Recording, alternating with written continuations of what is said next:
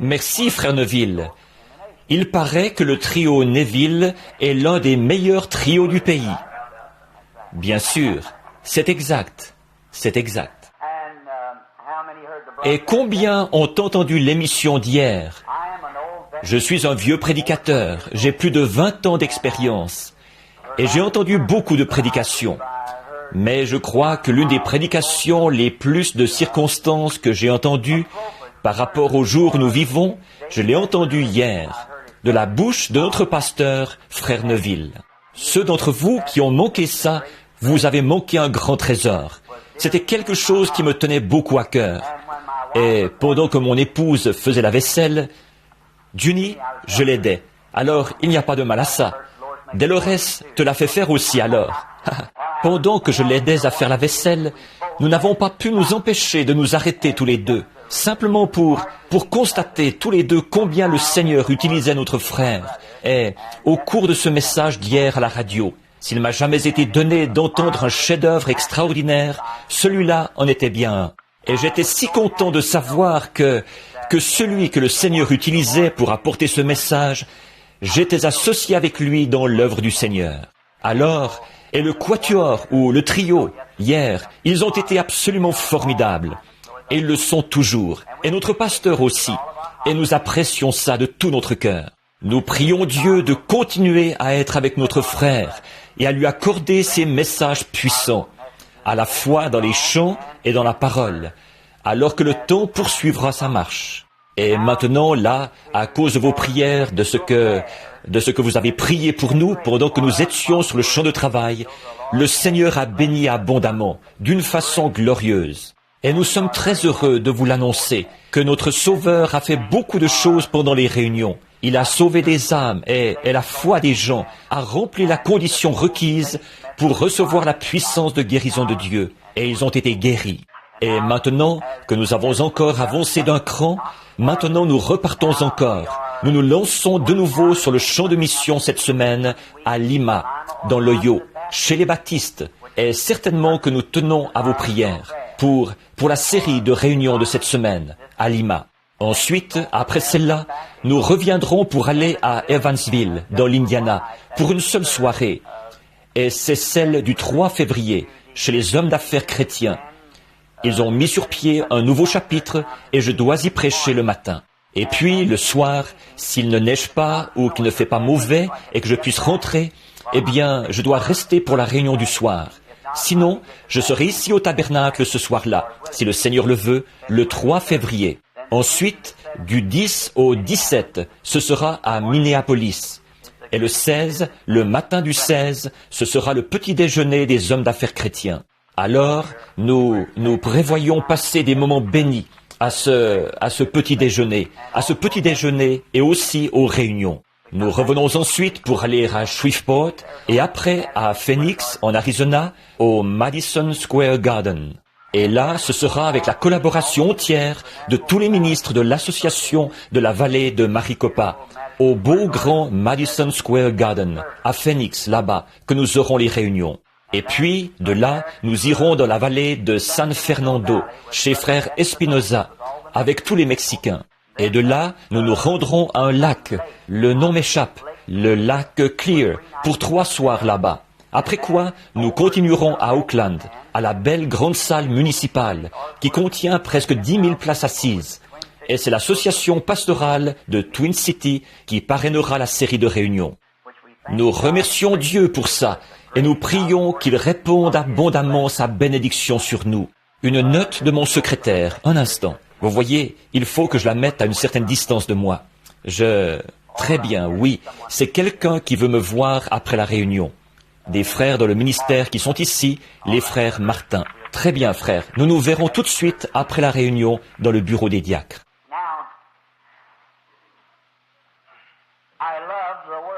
J'aime la parole, parce que la parole est la vérité de Dieu. Et hier, je parlais à notre frère Cox et à sœur Cox. Et je pense que frère, oui, il est ici ce matin. Et je ne sais pas si sœur Cox est ici ou pas.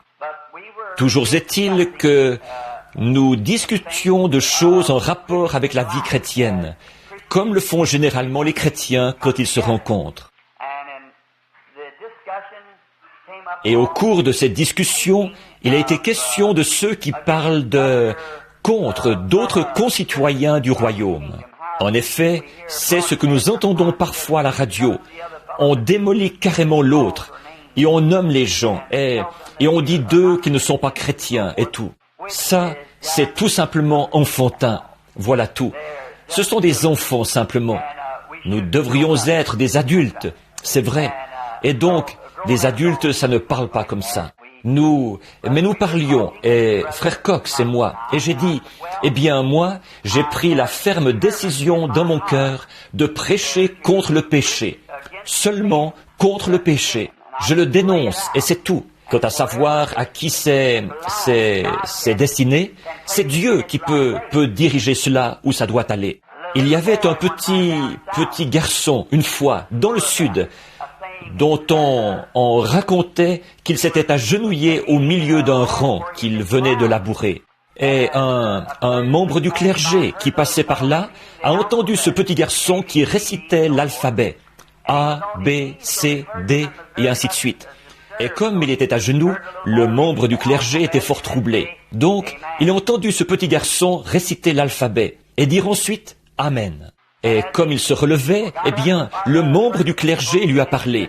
Il a dit « Fiston, je suis le serviteur du Seigneur. Je t'ai entendu prier, mais tu ne faisais que réciter l'alphabet. Et je ne comprends pas pourquoi tu ne faisais que réciter l'alphabet. » Il a dit « Monsieur, je ne sais pas prier. » Il a dit « Je n'ai jamais prié.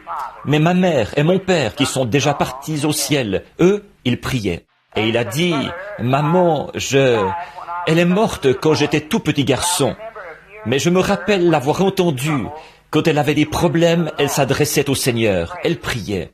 Et j'étais tellement jeune quand elle est morte qu'elle n'a pas pu m'apprendre à prier. Et on m'a placé sous la responsabilité d'une personne méchante qui me bat et me maltraite. Et je pensais qu'après avoir appris mon alphabet, peut-être que si je prenais tous les mots, que je récitais toutes les lettres, qu'il serait peut-être capable de les assembler pour comprendre ce que j'ai voulu dire. Voilà une prière remplie de sincérité. Bien sûr qu'il serait capable de les assembler. Ce n'est pas notre manière de prier, ce qui sort de nos lèvres, mais c'est notre motif, dans notre cœur, que Dieu entend. Parfois, il n'entend pas nos lèvres, il entend notre intention, ce qu'il y a dans notre cœur, notre motif. Et ainsi, donc, hier, j'ai été très frappé de voir ce qu'il en est de cette époque. Et comme nous sommes au tabernacle, je pourrais peut-être exprimer certaines choses dont j'ai pensé qu'elles pourraient vous aider ou vous être utiles. Et s'il m'arrivait de dire quelque chose qui ne soit pas gentil, je ne voudrais certainement pas le faire exprès, si c'était en opposition avec la croyance de quelqu'un. Mais si je l'exprimais, ce serait seulement par amour. Et ce que je voudrais peut-être, c'est de redresser la chose. Par exemple, les gens qui ne croient pas à la guérison divine et tout. Et si vous n'y croyez pas, eh bien, et que je dise que moi j'y crois, ce ne serait pas pour chercher à me disputer avec vous, mais pour chercher à l'exprimer aux gens qui, eux, y croient, si vous comprenez ce que je veux dire. Maintenant, je prie que Dieu comprenne, et je sais qu'il comprend. Il comprend ça, nous le savons. Maintenant, je parlais à un homme très instruit du Canada. Et comme nous le savons, les Canadiens sont, si vous en connaissez, si vous avez déjà eu un contact personnel avec eux, ce sont des érudits, très profonds, la plupart d'entre eux. Et là-bas, ils n'ont pas les problèmes que nous avons ici. Et alors, j'ai trouvé que cet homme, qui n'était pourtant pas beaucoup plus âgé que moi, il a probablement 50 ans, il avait les cheveux tout gris et sa moustache était grise. Mais pourtant, il n'avait pas plus de 50 ans. Je lui ai dit, mon frère, quand il est venu à la chambre où je logeais, le pasteur d'une église, je lui ai dit, je l'ai regardé. Il y a seulement quelques années, à Saskatoon, nous avions eu une glorieuse réunion ensemble, au grand stade, alors que je commençais juste à faire des réunions d'évangélisation. Et il avait les cheveux noirs, sa moustache était noire, et il avait 2 filles, encore jeunes, et maintenant, elles sont mariées, elles ont des enfants. Et alors, je me suis dit, dans mon cœur, « Oh, qu'est-ce qui s'est passé ?»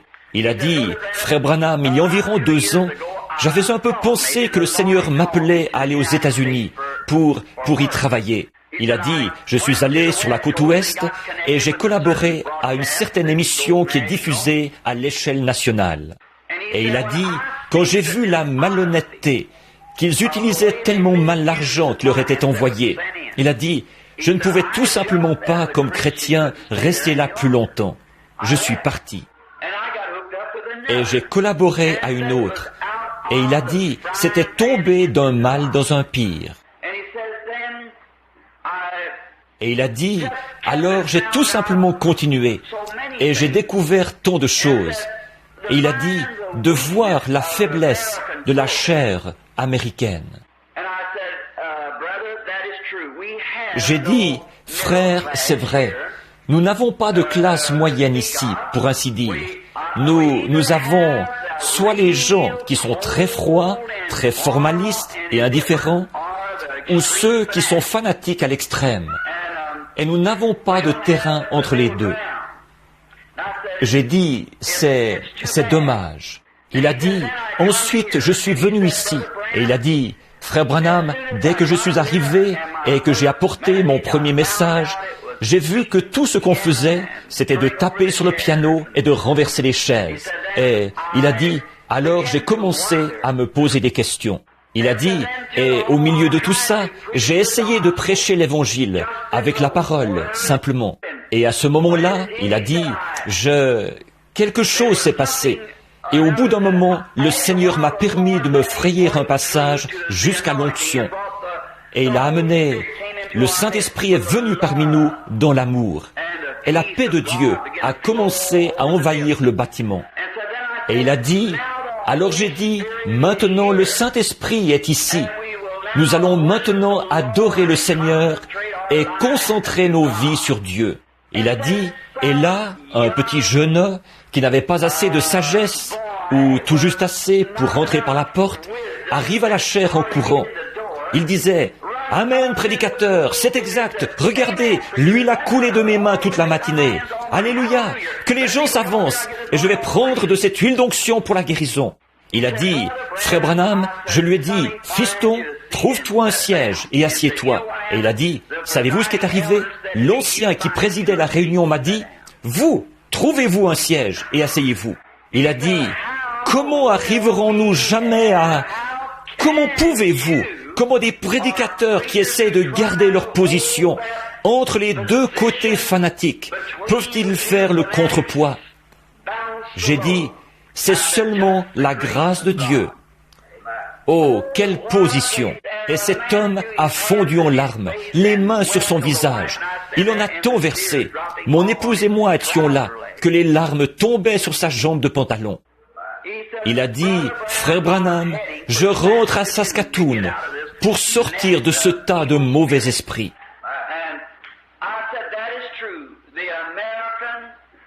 J'ai dit, « C'est vrai.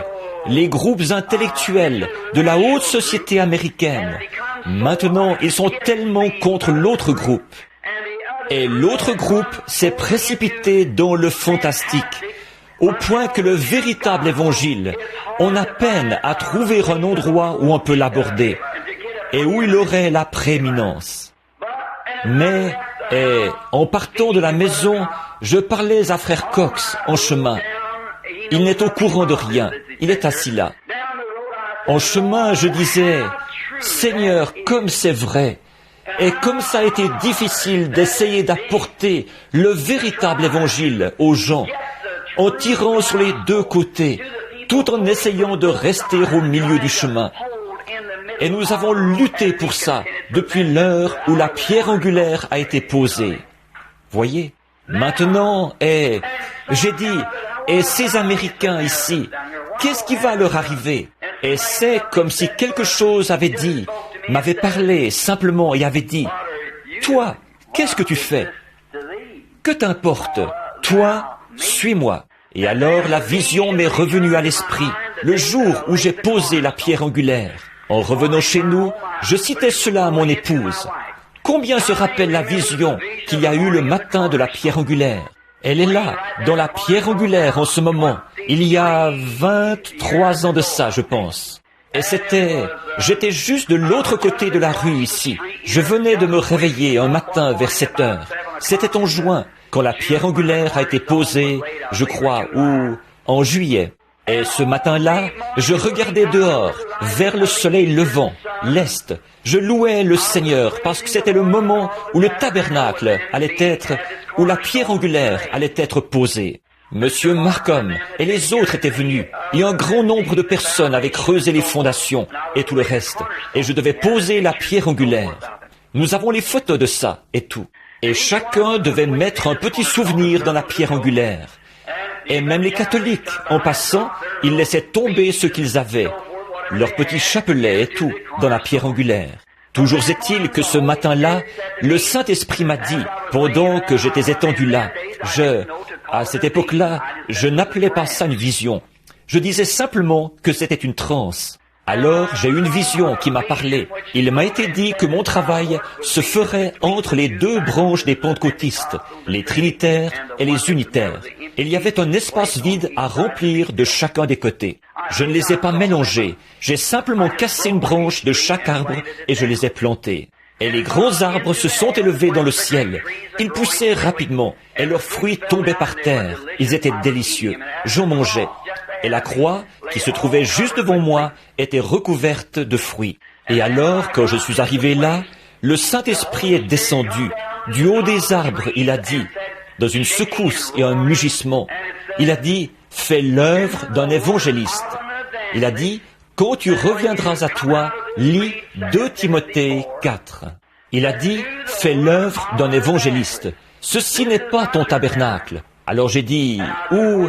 Et j'ai vu le tabernacle tel qu'il est aujourd'hui. J'ai dit, où est mon tabernacle? Et il m'a placé sous le beau ciel bleu. Il a dit, fais l'œuvre d'un évangéliste. Remplis bien ton ministère. Car il viendra un temps où les gens ne supporteront pas la saine doctrine.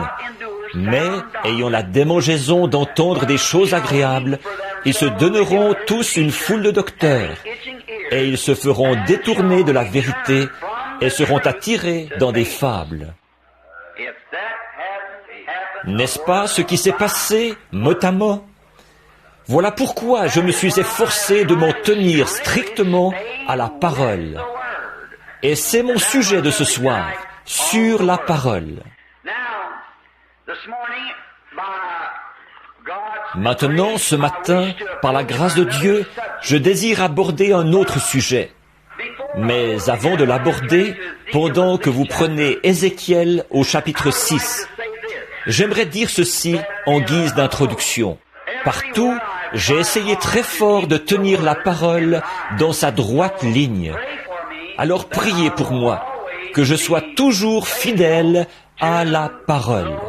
C'est ça, à la parole. Bien, maintenant dans Ézéchiel au chapitre 36, et nous voulons commencer à lire au verset 26. Je te donnerai un esprit nouveau et un cœur nouveau. Et ensuite au verset 27, je mettrai mon esprit en vous et je ferai que vous suiviez mes ordonnances. Maintenant, pouvons-nous courber la tête juste avant d'aborder ceci?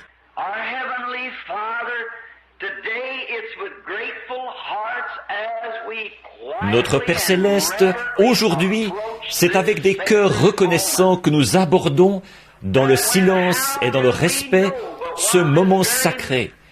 Alors qu'est-ce qui nous dit que cette heure précise ne décidera pas de la destination éternelle d'une âme qui se trouve ici?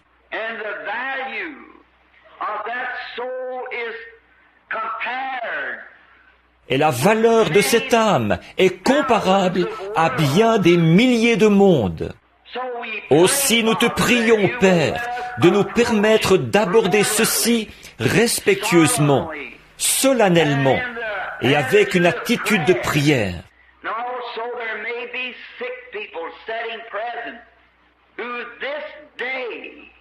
Il se peut aussi qu'il y ait des malades ici présents qui aujourd'hui, l'attitude qu'ils auront reçue par la parole pourrait décider du temps qu'il leur reste sur terre. Alors, nous sommes conscients du sérieux de ce moment précis. Et nous demandons que ta glorieuse présence nous oigne tous, car nous sommes des êtres de la terre. Tu nous as tirés de la terre, et nous retournerons à la terre. Et c'est uniquement pendant que nous vivons dans ce vase terrestre que nous avons le privilège de te servir et d'en gagner d'autres à toi. Alors nous te demandons de permettre que nos cœurs soient soumis à ta parole et puisse le Saint-Esprit prendre la parole et nous la transmettre selon nos besoins. Car nous le demandons au nom de Jésus, ton Fils bien-aimé. Amen. Si je devais intituler pendant quelques instants ce matin, mon épouse me disait l'autre jour, elle disait, « Billy, si tu pouvais réduire tes prédications à 30 minutes, au lieu de 2h30 minutes, je pense qu'elles auraient plus d'effet. » J'ai dit, malgré tout l'amour que j'ai pour toi, et malgré que je sache que c'est la vérité, mais tu vois, je n'ai personne d'autre pour me conduire que le Saint-Esprit. Et je ne sais rien faire de plus que de continuer à parler tant qu'il continue à m'alimenter. Alors c'est comme ça que je dois faire.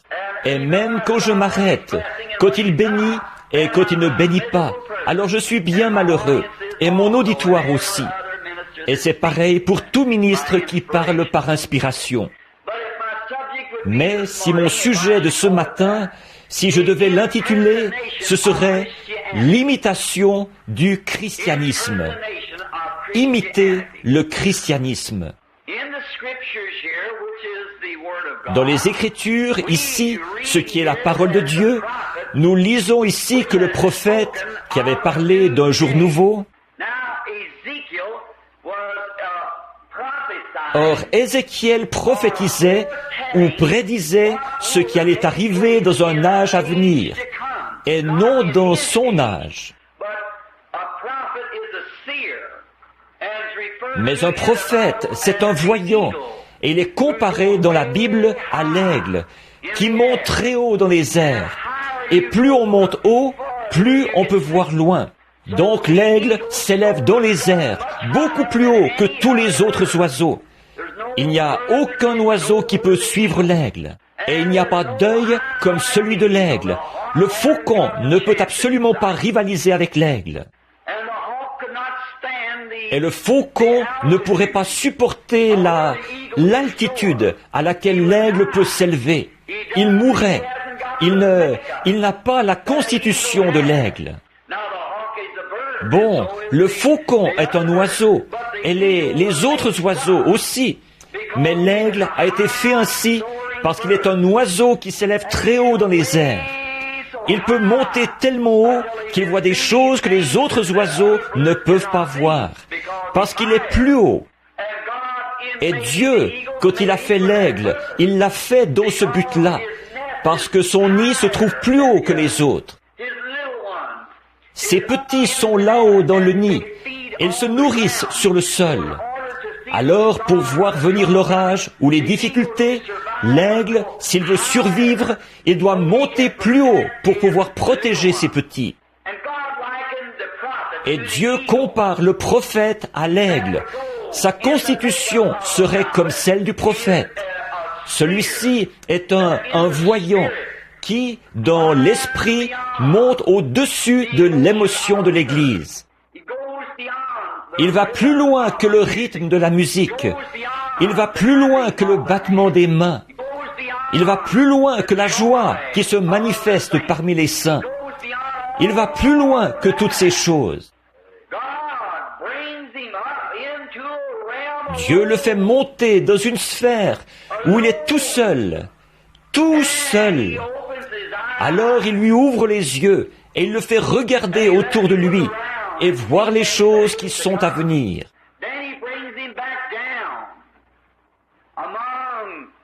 Ensuite, il le fait redescendre au milieu des membres du corps pour leur annoncer d'avance ce qui est en voie d'arriver. Donc Dieu avait fait monter Ézéchiel haut, très haut, et lui avait fait parcourir 2600 ans du regard. Pensez-y. Bon, et il lui avait un prophète, c'est aussi un don de connaissance. Une connaissance, c'est, par exemple, un avocat qui étudie les livres. Quand vous engagez un avocat pour plaider votre cause, tout ce qu'il fait, il se sert de ce qu'il connaît. Et vous le payez pour ce qu'il connaît, pour qu'il présente votre cause devant le juge.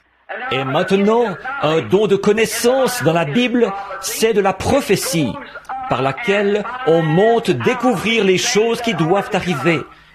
Et on redescend les annoncer.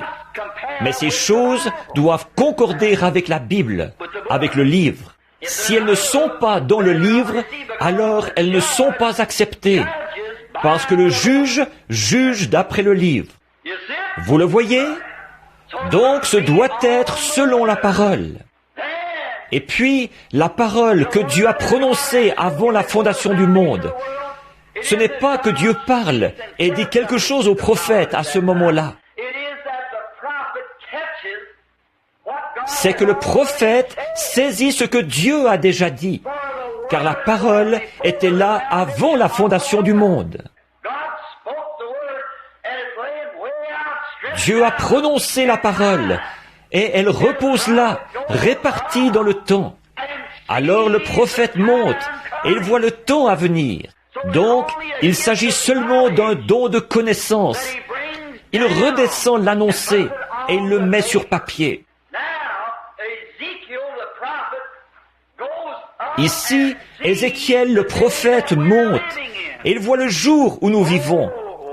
Oh, quelle escalade sur l'échelle de Jacob, pour voir d'avance ce qui arrivera. Et il redescend l'annoncer. Et les dernières années, les 2000 dernières années, alors qu'Ézéchiel a vécu 6 à 800 ans avant la venue de Christ, ils avaient un cœur de pierre. Et c'est parce que le Saint-Esprit ne pouvait pas entrer dans ce cœur-là. Il n'y avait aucun moyen pour lui d'entrer dans ce cœur-là, parce que c'était un cœur rempli de péché. Et il n'y avait que l'expiation du sang d'un animal qui se trouvait entre ce cœur de pierre et le Créateur. Mais alors, ce sang animal était un substitut, bien sûr, mais c'était seulement une ombre ou un type du véritable sang qui allait venir. La vie qui se trouvait dans la cellule de sang était une vie animale. Elle n'était pas compatible avec l'esprit humain, parce que la vie animale n'a pas d'âme à l'intérieur. Mais la vie humaine a une âme à l'intérieur. Par conséquent, elle n'était pas compatible, comme l'huile avec l'eau. Mais quand le Christ est venu et qu'il est mort, maintenant, il y a le sang de Christ qui a été versé au calvaire. Et à l'intérieur de cette cellule de sang, il y a la vie de nul autre que Dieu. Vous le voyez? Remarquez, à ce moment-là, l'adorateur se présente devant Dieu avec le sang approprié, qu'il s'est approprié. C'est le sang d'un rédempteur qui nous rachète. Par le péché, vous vous êtes mis dans la maison de prêt sur gage. Adam vous a mis dans la maison de prêt sur gage. Mais Christ est venu et il est votre rédempteur. Vous appartenez à Christ. Dieu vous a donné à Christ comme cadeau d'amour à cause de son sacrifice.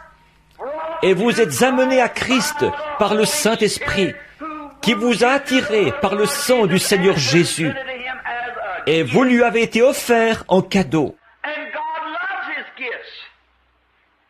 Et Dieu aime ces cadeaux et il ne permettra pas qu'on les détruise. L'autre jour, un prédicateur posait une question à un autre prédicateur. Et maintenant, pardonnez-moi, il y a un peu de ma doctrine à moi ici. Mais au tabernacle, nous nous le permettons. Donc l'autre jour, un homme posait une question à un autre. Il disait, ne crois-tu pas que si un jour un homme a été un enfant de Dieu, né de l'Esprit de Dieu, lavé dans le sang et racheté entièrement par Dieu, par le renouvellement de son cœur, par le lavage d'eau, par le sang, par la parole, et qu'il devient un enfant de Dieu. Penses-tu que cette personne-là puisse pécher et s'éloigner de Dieu au point d'être perdue? Et le prédicateur qui parlait avec lui, comme il était très versé dans la Bible, il a dit, « Je répondrai à ta question quand tu auras répondu à la mienne. » Penses-tu qu'un homme puisse être tellement bon qu'il ne monte pas, ne vole pas, ne fasse rien de mal, mais qu'il soit tellement bon que Dieu l'accepte dans le ciel sans le sang de Christ? Non, bien sûr que non. Vous ne pourriez pas aller au ciel sans le sang du Seigneur Jésus. Peu importe combien vous êtes bon, ça, ce n'est que de la droiture fabriquée. Et nous n'allons pas au ciel sur les mérites d'une droiture fabriquée. Peu importe combien vous êtes bon, il vous est totalement impossible d'aller au ciel sur les mérites de votre bonté. C'est la miséricorde de Dieu qui vous a racheté au calvaire. Et vous êtes le cadeau d'amour que Dieu a offert à Christ. Et si Dieu a offert un cadeau à Christ, Christ garde son cadeau. Tous ceux qui viendront à moi, tous ceux que le Père m'a donnés viendront à moi. Et aucun d'eux n'est perdu. Je les ressusciterai au dernier jour. Bon, vous pourriez être sous le coup de l'émotion.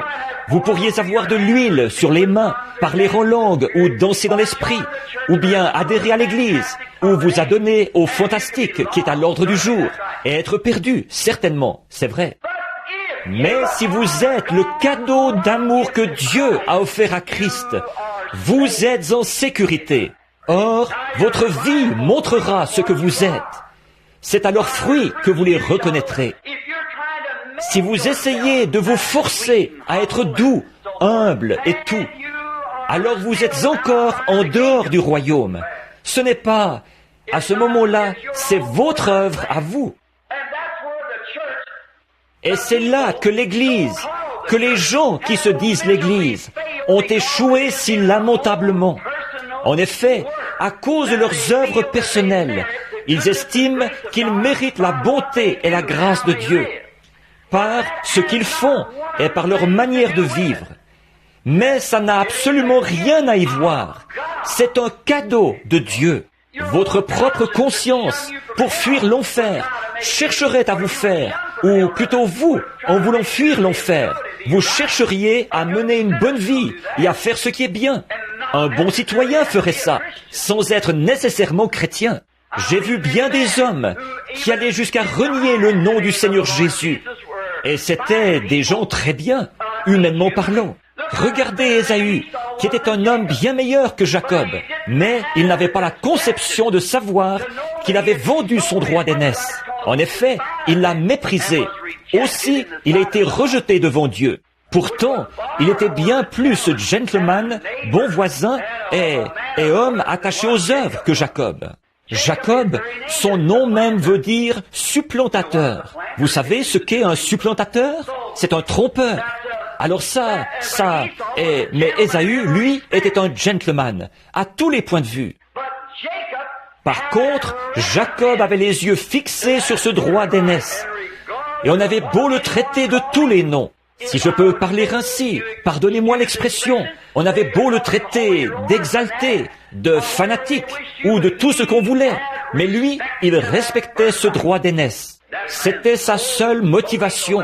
Il voulait le droit d'aînesse, coûte que coûte.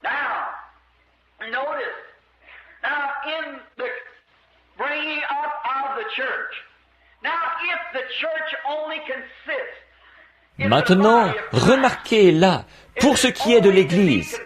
Or, si l'Église, c'est uniquement, si le corps de Christ doit être dirigé uniquement par l'intellect, par la théologie, par la conception mentale, alors nous dépendons entièrement de la connaissance intellectuelle humaine.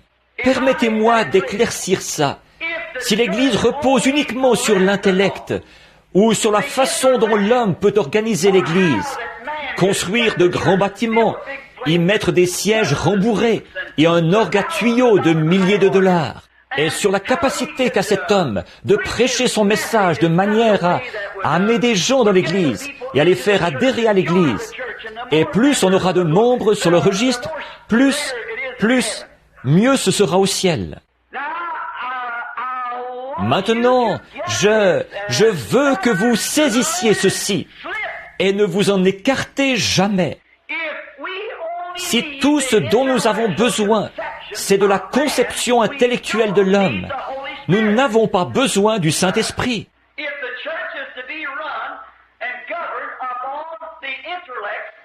Si l'Église doit être dirigée et gouvernée par l'intellect, par le programme pédagogique et par l'intellect humain, nous n'avons pas besoin du Saint-Esprit. Et si elle doit être dirigée par le Saint-Esprit, nous n'avons pas besoin de l'intellect. C'est soit l'un, soit l'autre. Or, l'émotion mentale, si pour nous, c'est seulement plus l'homme est intelligent, plus il est intellectuel, plus il est instruit, plus il suit les règles de la grammaire, alors mieux ça vaudra pour l'Église, mieux ça vaudra pour les gens. S'il peut présenter le programme et dire « Bon, nous allons construire une grande église, nous allons lui donner tel nom, nous allons attirer l'attention des gens d'un bout à l'autre de la ville, quand nous ferons carillonner nos cloches tous les dimanches matins sur notre flèche. Nous attirerons l'attention du pauvre pécheur perdu, enfoncé dans la fange, quand il verra que nous portons ce qu'il y a de mieux comme vêtements. Quand il verra que nos femmes savent arranger leurs cheveux, que les femmes pauvres verront que nos femmes savent se coiffer et qu'elles portent de jolis chapeaux. Et quand nous présenterons ceci aux gens, alors les pauvres et les affamés viendront à nos réunions et voudront ressembler à ces femmes-là.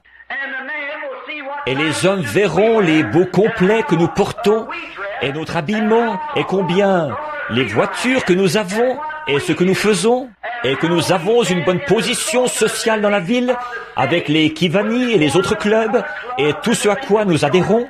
Ils verront ça, et alors les pauvres et les illettrés viendront et ils voudront y emmener leurs enfants et les instruire pour qu'ils puissent devenir membres de cette grande société appelée l'Église. Or, si c'est ça le programme de Dieu, ils ont raison. Mais ce n'est pas du tout ça que Jésus a dit. Jésus a dit, si moi, je suis élevé, j'attirerai tous les hommes à moi. Alors, qu'on utilise le programme pédagogique de ce monde, il n'y a pas de mal à ça. Il n'y a pas de mal à ça à condition qu'on ne laisse pas ceci de côté. Mais l'homme n'est pas attiré à Christ par l'intellect, par la théologie. C'est le Saint-Esprit et lui seul qui est le pouvoir attractif de Dieu. Les pauvres ne le recevront jamais et les riches ne le peuvent pas, tant qu'ils ne deviendront pas pauvres quant aux choses du monde. Christ, qui était riche, est devenu pauvre, afin que, par sa pauvreté, nous puissions être riches. Celui qui s'élève sera abaissé, et celui qui s'humilie sera élevé. Eux, ils ont tout chamboulé. Ils essayent d'attirer des hommes dans l'Église par des discours intellectuels. Ce qu'il nous faut, ce n'est pas des discours intellectuels, mais c'est le baptême du Saint-Esprit, avec la puissance et les démonstrations et manifestations de l'Esprit. C'est ça qu'il nous faut pour attirer des hommes à l'Église. C'est l'onction attractive du Saint-Esprit. Les écoles et les séminaires, c'est formidable, je n'ai rien contre, mais ce n'est pas ça le programme de Dieu.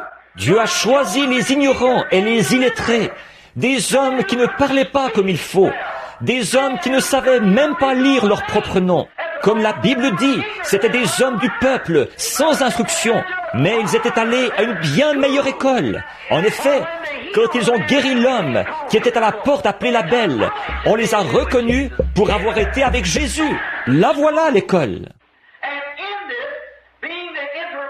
Et là, avec le genre d'église intellectuelle que nous avons aujourd'hui, en Amérique et partout dans le monde, quand nous allons à une école de ce genre-là, alors le chrétien, le croyant, le membre d'église, en lisant sa Bible, il voit qu'il doit essayer d'être humble, qu'il doit essayer d'être comme ça.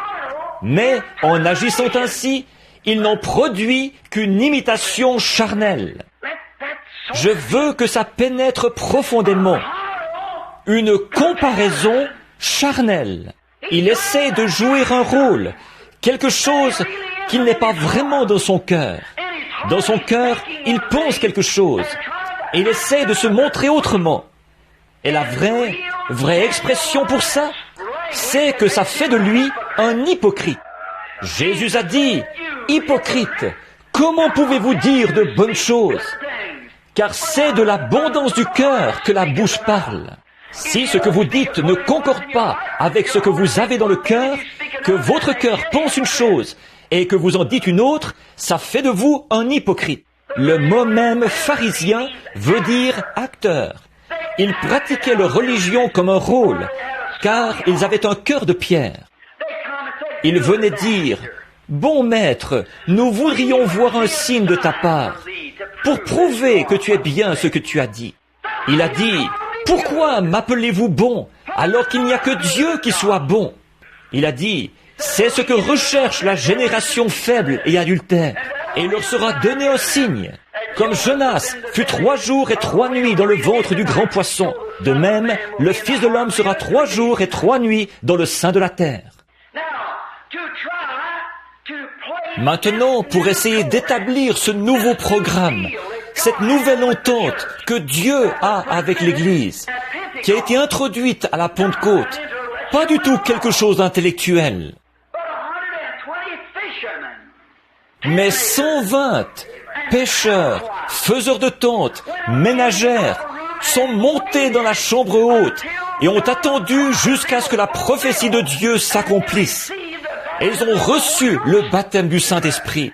Jésus a dit, arrêtez de prêcher, n'allez pas plus loin, ne faites plus rien à ce sujet, mais attendez dans la ville de Jérusalem jusqu'à ce que vous soyez revêtus de la puissance d'en haut. Pas jusqu'à ce que vous ayez obtenu votre licence en lettres, ou votre doctorat en théologie, ou quoi encore, jusqu'à ce que vous soyez docteur en philosophie, en psychologie. Pas, et que vous deveniez un professeur intellectuel, mais attendez d'avoir votre diplôme. Pas, attendez d'avoir un diplôme universitaire. Mais jusqu'à ce que vous soyez revêtus de la puissance d'en haut. Pas de celle de l'école, mais de celle d'en haut. Alors vous serez mes témoins à Jérusalem, dans la Judée, dans la Samarie et jusqu'aux extrémités de la terre. Sa dernière commission, c'était par tout le monde, prêcher l'évangile à toute la création. Celui qui croira et qui sera baptisé sera sauvé. Et celui qui ne croira pas sera condamné. Et, conjonction, voici les signes qui accompagneront ceux qui auront cru. En mon nom, ils chasseront les démons, ils parleront de nouvelles langues, ou s'ils boivent quelques breuvages mortels, ou qu'ils saisissent un serpent, il ne leur fera point de mal. Et s'ils imposent les mains aux malades, les malades seront guéris. Ce sont des choses comme celle-là qui devaient être le signe du croyant, plutôt que l'instruction et l'intellect. Parce que l'intellect ne peut pas produire cela. Maintenant, nous voyons donc que il allait établir une nouvelle église. Il ne voulait pas, vous ne pouvez pas remettre la vieille église à neuf. Tout ce que vous lui faites, c'est un lifting. Et ça ne donne rien. C'est un cœur nouveau qu'il faut. J'ôterai le vieux cœur de pierre. Pas Vous vous en débarrasserez, mais je l'ôterai. Voyez-vous la différence? C'est un acte de la grâce. Je le ferai. Et vous, les baptistes et les presbytériens, qui prêchez la sécurité éternelle et qui agissez comme le monde, honte à vous! Qu'est-ce que vous prêchez? Certainement. J'ôterai le vieux cœur de pierre et je mettrai en vous un cœur de chair. Maintenant, regardez bien. Il a dit qu'il le ferait. Si vous ne pouvez pas mettre cela, parler de cela dans la vieille église intellectuelle. Voilà pourquoi l'Amérique est dans l'état où elle est aujourd'hui. C'est parce que la vieille idée intellectuelle l'a endurcie. C'est pour cette raison qu'il faut qu'elle aille et qu'il faut que chaque personne signe des papiers et tout pour son petit réveil de Hollywood qui va avoir lieu. Et ils arrivent tous là. Ils ont l'air de séducteurs et de reines de beauté. Et ils font leur petit numéro. Et quand ils repartent, on découvre, en y revenant, qu'à peu près 90% de ceux qui ont accepté Christ comme leur sauveur ne sont plus là. Qu'est-ce qu'il y a? Ce n'était pas un réveil. C'était une illusion intellectuelle. C'est exact. C'était seulement une présentation. Pendant que les Américains s'enthousiasment et battent des mains et un numéro de télévision, on a transformé cela en télévision. La chair a été transformée en étalage des modes de Hollywood. Alors que le prédicateur de l'Évangile, à l'ancienne mode, buvait de l'eau de la citerne et prêchait toute la nuit à la lumière de la lampe, les choses ont changé. Mais nous avons changé ça, et c'est pour cette raison que nous avons ce groupe intellectuel.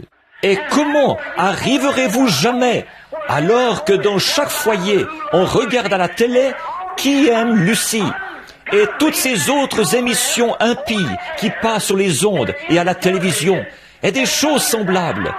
Comment arriverons-nous jamais à introduire ce nouvel évangile de la façon dont Christ nous a dit de le faire, au milieu de tout ça? Si la pensée est encore charnelle, elle va se précipiter dans le fantastique et le fanatisme. Elle laissera la parole de Dieu de côté et se lancera dans l'huile qui coule et tout le reste. Et comment allez-vous empêcher ça? La Bible a dit que ce serait comme ça. Alors, vous ne pourrez pas l'empêcher. Exact. Dieu a dit que ce serait comme ça. Maintenant, où allons-nous? Les intellectuels, la vieille dame, ils lui ont fait un lifting. Elle est toujours la même vieille femme. Le vieil homme, ils lui ont fait un lifting. Il est exactement le même vieil homme. Je vais tourner la page au nouvel an et je vais commencer une vie nouvelle. Je vais mettre ma pipe au rebut pour la reprendre le lendemain. Voyez, ça, c'est vous. Ce n'est pas un lifting, c'est une naissance qu'il faut à l'Église. Or, on ne peut pas prêcher cela à la vieille Église. Elle ne le supportera pas. Jésus l'a dit dans Luc, vers le chapitre 5, au sujet du vin dans l'outre. Il a dit, on ne met pas du vin nouveau dans de vieilles outres, autrement, elle serait perdue. Autrefois, je me demandais, c'était quelque chose de surprenant pour ma petite tête d'enfant, quand je pensais, comment l'outre peut-elle être perdue? Bon, ce que nous appelons une outre, si elle est vieille, ça ne change rien, vu qu'elle est en verre. Mais à l'époque de Jésus, ce dont il parlait, c'était de la bouteille dont il se servait à l'époque. Elle était faite de peau d'animal, d'une peau d'animal qui avait été tannée. Alors, quand la peau de l'animal était vieille, eh bien, quand elle était neuve et jeune, qu'elle venait d'être tannée, elle était flexible. Mais en vieillissant, elle séchait. Or, beaucoup d'entre vous ici, vous savez ce qui arrive à une peau quand elle sèche. Elle vieillit et elle sèche, et elle devient toute ratatinée et très dure. Alors, si vous mettez du vin nouveau là-dedans, elle n'a aucune vie, elle va éclater. C'est comme d'essayer de prêcher le baptême du Saint-Esprit avec la vraie, l'authentique puissance de la résurrection, d'essayer de présenter ça aux gens. À ce moment-là, qu'est-ce qui se passe si vous mettez ça en eux? Le vin nouveau a de la vie, et le vin nouveau fermente encore. Oh, j'espère que vous le voyez. La vie nouvelle fermente. le vin nouveau fermente encore. Et s'il est dans une outre neuve, flexible, où l'huile de l'animal est encore dans la peau, quand le vin nouveau prendra de l'expansion, la peau s'étendra. Autrement dit, quand la Bible dit « Jésus-Christ est le même hier, aujourd'hui et pour toujours », la peau neuve dira « Amen », elle s'étendra. Et quand le vin nouveau dit du baptême du Saint-Esprit « Je suis la vie de Dieu qui agit en toi », la peau neuve dira « Amen », elle s'étendra. Quand le vin nouveau dira que le Saint-Esprit est suffisant pour notre guérison aujourd'hui, le vin nouveau s'étendra. Le vin qui est la parole. Et quand il le dira, alors l'outre neuve dira Amen. Elle s'étendra dans la même direction. Mais qu'est-ce que le vieux corps va faire, lui? Les jours des miracles sont passés et révolus. Alors, qu'est-ce que nous faisons? Qu'est-ce que nous accomplissons? Nous sommes, il a dit, la vieille outre sera perdue, et le vin aussi sera perdu. Et c'est presque comme de jeter vos perles devant les pourceaux. Ils se retournent et les foulent aux pieds. Le voyez-vous? Or, si Christ oint des prédicateurs pour annoncer l'Évangile, ce n'est pas pour qu'ils retournent à lui sans effet, mais il s'attend à ce que vous receviez la parole. Et au moment de recevoir la parole, tenez-vous prêts. Prenez cette vieille peau de vache dans laquelle vous habitiez là-bas, ce vieil état formaliste, et échangez-la pour une peau de mouton qui est flexible à la parole de Dieu. Alors, à tout ce que la Bible dit, vous direz « Amen ». Mais il faut que ça vienne de la Bible. En effet, le vin nouveau ne fait fermenter que le vin. Il ne contrôle que les éléments qu'il y a à l'intérieur. Tout ce que la levure fait, c'est de faire éclater le globule d'alcool, ce qui entraîne un processus d'éclatement, à mesure que la levure fait éclater la petite bulle, et ce, pour qu'il soit plus parfait.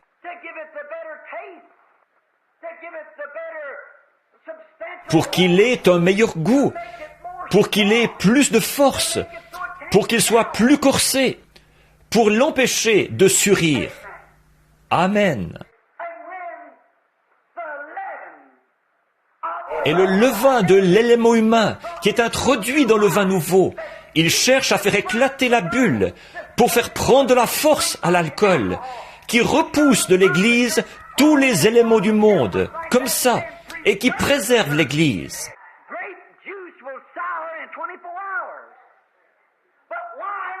Le jus de raisin surit en 24 heures, mais le vin ne surit jamais, parce que le germe de vie se trouve dans le vin. Il fermente, il se développe, il stérilise. Et plus il est vieux, meilleur il est. Et voilà, c'est ça.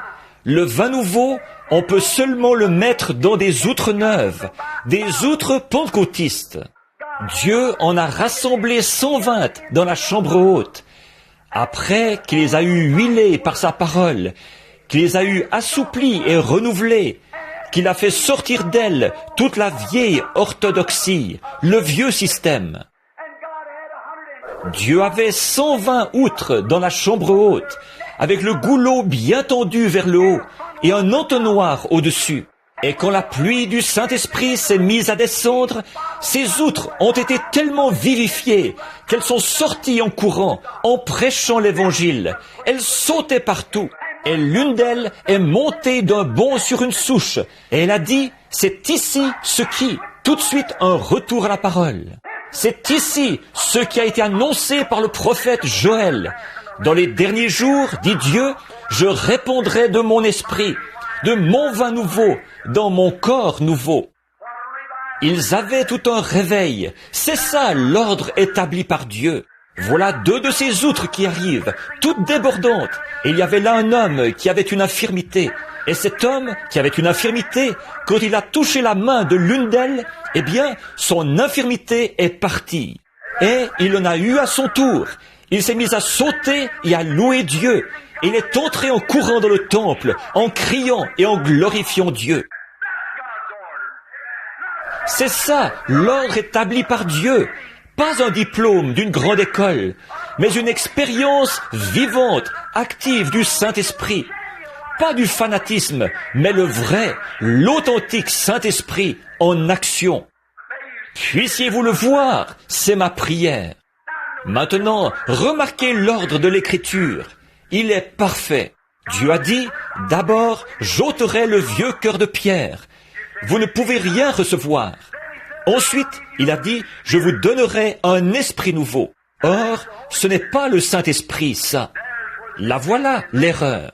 Beaucoup de gens, bien des gens plutôt, viennent prier à l'autel, et ils s'agenouillent là pour prier. Et en priant, ils se sentent un peu mieux. Ils vont peut-être se lever et repartir, et sauter par-ci, par-là, pendant un petit moment, et quelque temps après, on s'aperçoit qu'ils sautent, puis c'est encore à recommencer. Ils n'ont jamais reçu le Saint-Esprit. Peu importe combien ils peuvent sauter, ou combien de cris ils ont poussé, ou combien d'huile a coulé de leurs mains, de sang ils ont eu sur le visage, ou combien ils ont parlé en langue, ou combien ils ont jubilé, ou ce qu'ils ont fait. Ça n'a absolument rien à voir. Ça, c'était seulement de l'émotion humaine. Ils ont reçu un esprit nouveau, et ils se réjouissent avec celui-ci. Je vais dire quelque chose, et je veux que ça pénètre en profondeur. Que Dieu nous aide. Il y a le côté émotif de l'Église qui prétend être rempli du Saint-Esprit aujourd'hui. Il y a beaucoup de fanatisme au milieu d'eux, et ils partent en courant avec ça, parce qu'ils ne tiennent pas compte de la parole. Ils se rassemblent simplement. Oh, on a une réunion glorieuse. Alléluia, alléluia, alléluia. Or, quand vous faites ça, et que vous ne portez pas le fruit de l'esprit, alors vous êtes dans l'esprit nouveau. Avant, vous n'agissiez pas comme ça, c'est vrai, mais il a fallu que Dieu vous donne un esprit nouveau. Voyons, avec l'esprit que vous aviez, vous n'arriviez même pas à vous entendre avec vous-même. Alors, comment auriez-vous pu vous entendre avec Dieu? Donc, il a fallu que Dieu vous donne un cœur nouveau, pas un cœur rapiécé, un cœur nouveau. Ça, c'est votre intellect, avec lequel vous pensez, une nouvelle manière de penser. Alors, une fois qu'il vous donne une nouvelle manière de penser, oui, c'est exact, la Bible a l'air d'avoir raison. Avant, je ne croyais pas cela, maintenant j'y crois. Le voilà, là, votre grand réveil. Voyez? Ils disent, oui, c'est sûr, je ne veux pas aller en enfer, je veux accepter Christ. C'est bien, c'est bon, ce n'est que le premier pas. Ensuite, il a dit après ça, ensuite, je vous donnerai un esprit nouveau. Qu'est-ce que c'est? Un nouveau désir. Je veux faire ce qui est bien. Maintenant, je sais que je suis chrétien. Je vais en fumer encore une. Et puis, je vais les mettre au rebut. Voyez? Et je vais juste voir. Je vais juste rester à la maison pour ce soir. Tu sais, je vais juste, tous ces petits, juste, c'est exactement ça. Ève s'est arrêtée juste un instant. C'est tout ce qu'elle a eu à faire. Mais, donc ça, c'est l'esprit nouveau. Ensuite, remarquez l'ordre de l'écriture. Après qu'il a eu donné un cœur nouveau et un esprit nouveau, il a dit, ensuite, je mettrai mon esprit. Maintenant quoi? C'est ce que l'écriture dit ici. C'est ça l'ordre pneumatique et numérique de l'écriture.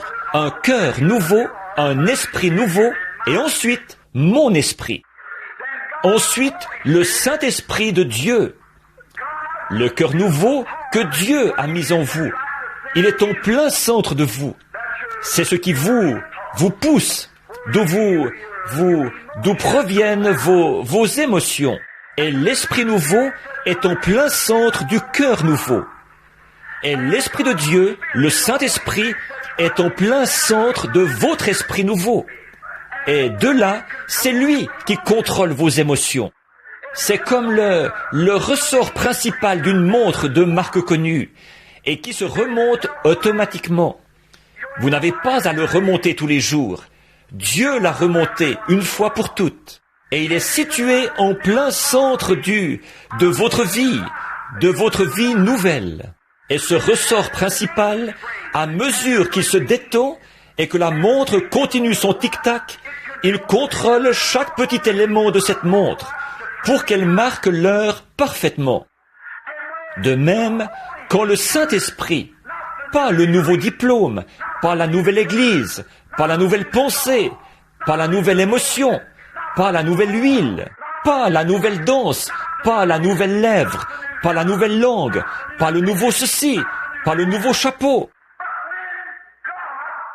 Mais quand Dieu place son esprit au centre de votre esprit nouveau, alors vous n'avez pas à faire semblant d'être humble, vous n'avez pas à faire semblant d'être chrétien. C'est lui qui contrôle tout ce qu'il y a à l'intérieur de vous. Il fait de vous une personne convenable. Il discipline l'Église. Il fait que les dons se manifestent parfaitement. Et si on doit vous faire descendre de la place dont vous pensiez qu'elle vous revenait pour vous mettre ailleurs, il vous contrôle.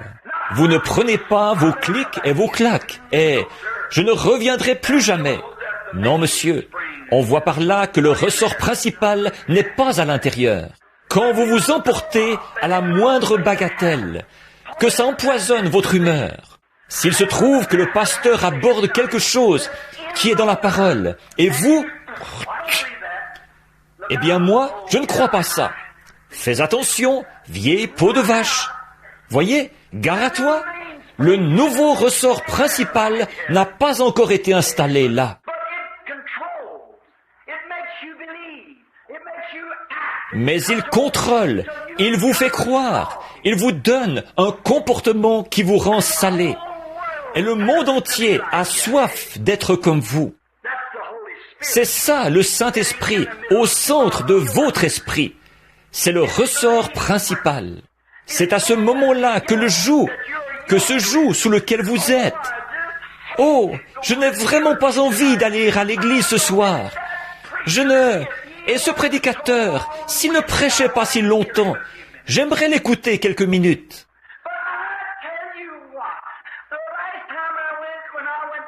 Mais je vais te dire, la dernière fois que je suis allé à ma partie de cartes, Suzy m'a dit, tu ne vas pas me dire, quoi, tu oserais, tu t'es abaissé au point de laisser pondre tes cheveux?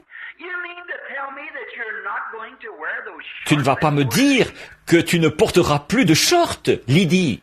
Eh bien, voyez-vous, si tout ce que vous avez, c'est un esprit nouveau, voilà, ça vous donnera le coup de grâce. C'est bien simple, c'est vrai. Mais quand vous avez son esprit, il amène toutes les émotions à s'aligner avec précision sur le tic-tac de la parole de Dieu. Il fera tic-tac avec la parole. Vous direz, eh bien, un petit instant là, Suzy. La Bible dit que c'est une abomination devant lui de faire ça. Et l'amour de Christ est entré dans mon cœur. Je l'aime trop pour le faire. Tu vois, je l'aime. Jean, tu ne vas pas me dire que, parce que tu as fréquenté cette bande de fanatiques, tu vas refuser de fumer un cigare, alors qu'un nouveau fils vient de naître sous mon toit. Mais, vois-tu, Jean, il est dit que nous devons, le Saint-Esprit dans mon cœur me dit que nous devons nous abstenir de toute souillure du monde. Voyez? Non pas, Jean, alléluia, Jean, gloire à Dieu, Jean, gloire au Seigneur, regarde l'huile sur ma main, gloire à Dieu, Jean, je peux parler en langue, alléluia, Non, ce n'est pas comme ça que le Saint-Esprit agit. Non, son tic-tac lui donne un comportement convenable. Comme Paul s'est tenu devant Agrippa et qu'il a présenté la parole, il a dit, « Oh Agrippa !» Et Agrippa a dit, « Paul, tu vas bientôt me persuader de devenir chrétien. » Il a dit, « Agrippa, trouverais-tu étrange, toi qui es juif, alors que la Bible a déjà annoncé et parlé de Jéhovah, trouverais-tu étrange que Dieu ressuscite les morts? Pas, Agrippa, alléluia, gloire à Dieu, Agrippa, alléluia. Non, ça, ce serait fou.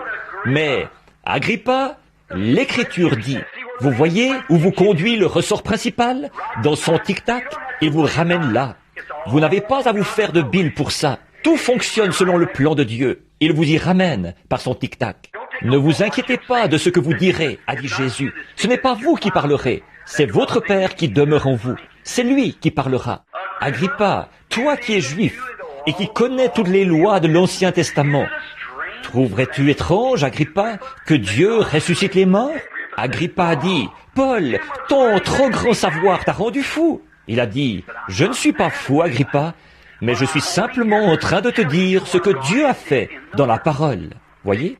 Oh, te voilà devenu un exalté, Paul. Non, Agrippa, je répète simplement ce que Dieu a dit, ici dans l'Écriture, qu'il ressusciterait son Fils, Jésus-Christ, au dernier jour.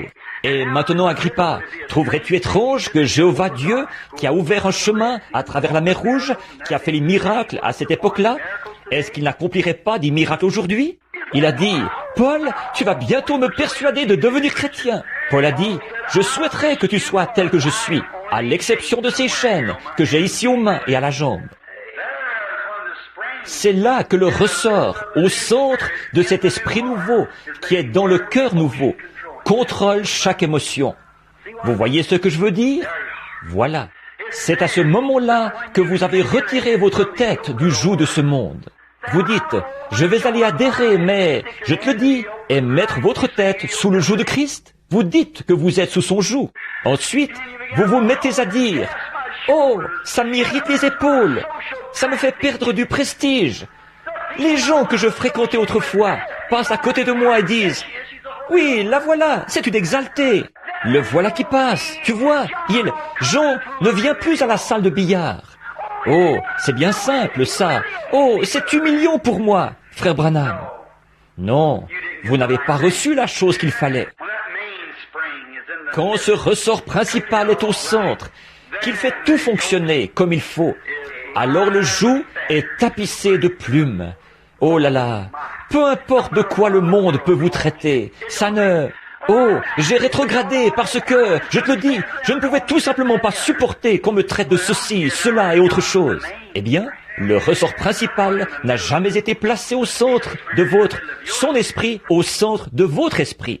Vous voyez, vous en aviez une imitation artificielle. Vous avez pleuré, vous aviez une conception fausse. Voyez?